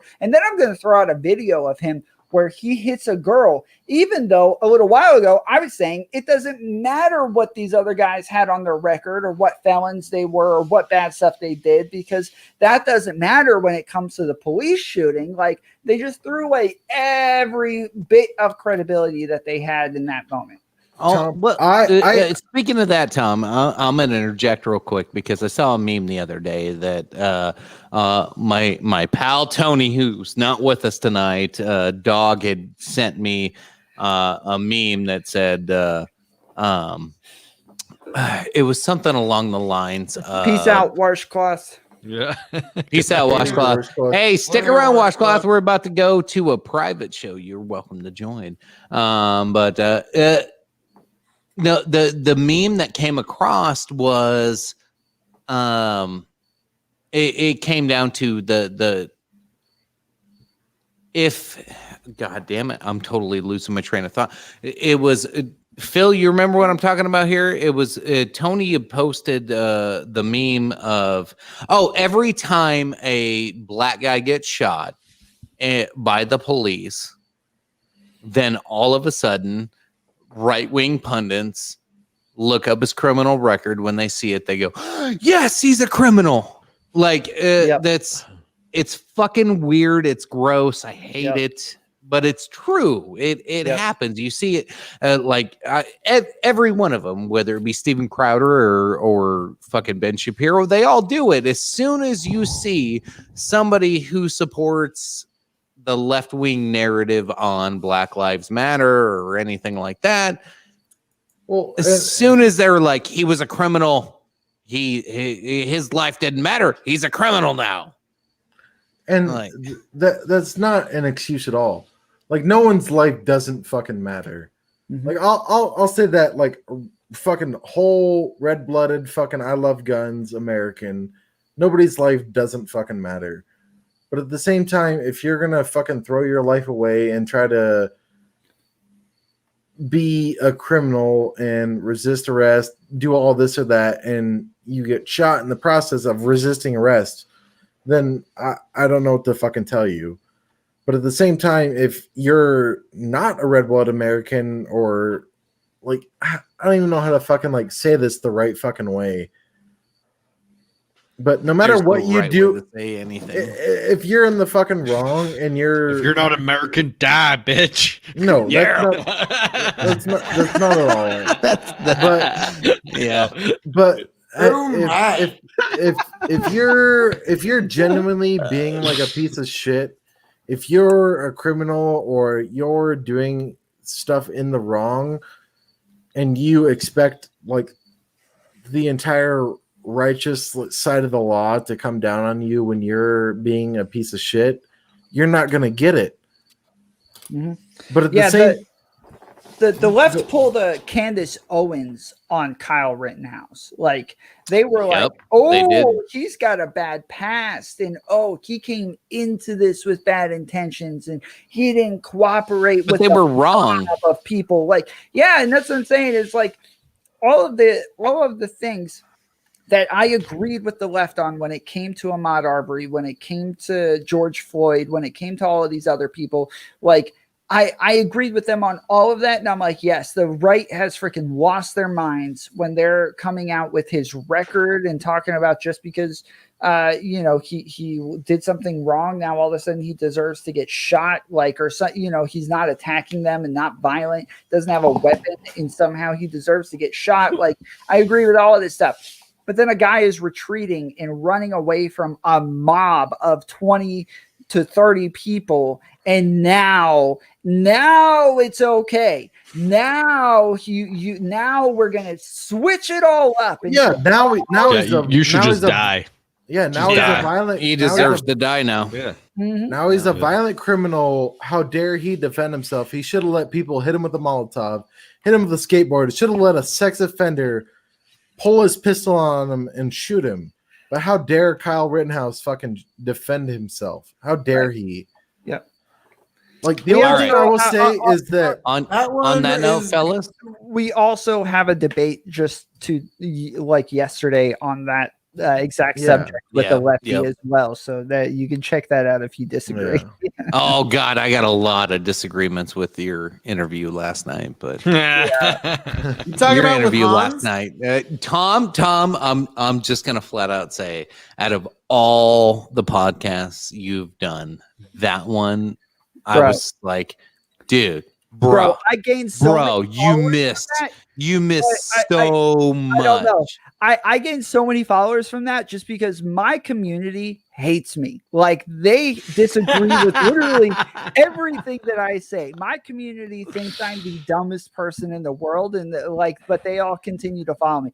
But that night, I gained so many followers, had so many people like just agreeing with me, and like it's like the one time that like I'm on the side of the right, like, and we're all kumbaya this time. It was cool. Yeah, you were, dude. I wasn't kumbaya with you at all. You were way off. But on that note, we're gonna do outros real quick. If you want to continue the conversation with us, you can catch us. It's scrolling across the bottom. We will have a post show. You can join us in the discussion live or just listen in, and that's happened before as well. We'll be posting a link on dogandchickenshow.locals.com. When he says join us, he doesn't mean in the chat. He means you can come onto the show with us. Right. And it's totally private. Only people that sign up to the page can see this. You can share your opinions. It's not scary at all. It's actually a fun, different place to share your opinions, and you don't have to worry about being canceled. Since no cancel whatsoever. Tom's alter ego tried to fucking cancel us 8 times tonight. Jesus Christ! The only thing I'll say while we're still live is that I'm so glad we broke Tom of Tommy. That he was willing to become Tom again. That with all the discussion and everything, that he was willing to become Tom again, because I love Tom. I don't like Tommy whatsoever. Such a blind, red-blooded American. I love someone who's willing to see both sides, not someone who's so blind to one side or the other. I can't. No, I kind of like the America for Americans. I know where he stands. I know where he stands. You can know where anyone stands if you give them the right information. And all right, Kevin, say goodnight to the folks. Good night. I'll see you on the dogandchickenshow.com/ or .locals.com, not .com/locals. But dogandchickenshow.locals.com. I look forward to seeing anyone there. We're going to be continuing this because we have a lot to discuss. And I love you all. Yes, we do for sure have a lot to discuss. We'll go over to Brendan Roy from Dad's podcast. I know Phil had another sign up. Hold on, Phil. We'll get that sign back up here after Brendan. Yep. Check us out, dadsworldwide.com. We do everything but politics.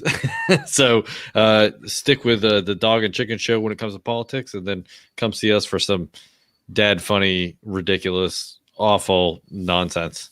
Do you got your fingerless gloves? You know it. You need to have them. You need to have them on the show. Right. Yeah, I gotta say this. Okay, so in our intro, we say that we tried to do an oil change and ended up with a new car. That's a true story. I know someone that happened to. It wasn't me, but I know someone. That's fantastic. That's fantastic. I love it. Love it. Love it. Okay, so we got mute gate side. Oh, fuck you, Phil. I haven't muted you in months. All right. But he has in a couple of weeks. Yeah. You're not a spite. I was even your guest on your show, and you misrepresented my position. And when confronted, he didn't even mute you. He just took you off the screen completely. So that is why I Tom deplatformed is him. now officially. Oh, it's worse than that, Tom. You are officially a co-conspirator to Mutegate, but we will get to that in a moment. Phil got all right. Tom, tell us about your show and where they can find you and all that good stuff. Yeah, so I do the Tom Foolery Show. I'm a streamer, podcaster, YouTuber, content creator. In general, I run a bipartisan show where we have philosophy, politics, religion, all sorts of debates. We bring in people from all across the spectrum that you could possibly imagine. We react to content. We do all sorts of stuff. And when I say that my community hates me, we truly advertise the show as we want people who disagree with us. We want the chat to say you're wrong and kind of tell us why so we can rationalize our thoughts. And we're not like the Dog and Chicken Show where we have to go to locals because we're afraid to say the controversial stuff. We are going to say it right there on every platform. We stream live on Facebook, YouTube, and chat. We get into the nitty-gritty every single time. We'll talk about why we'll say pedophilia is not wrong. We'll say that having sex with your mom's not wrong. We'll say that all of this stuff is not wrong. And we'll try to get somebody to tell us why we're wrong. in the process. So come check us out. It's Tomfoolery on YouTube, Facebook, and Twitch. All right. Appreciate it. Phil, bring us home. know, folks, as I've been known to say around here, all that being said, thank you for joining us for episode 57 of Thirsty Thursday here on the Dog and Chicken Show. Be sure to like, share, subscribe on YouTube. Be sure to subscribe to Big Buckin' Entertainment on Facebook. And huge shout out, Kevin, Lynn, thank you both for being here. Big shout out to Dads International.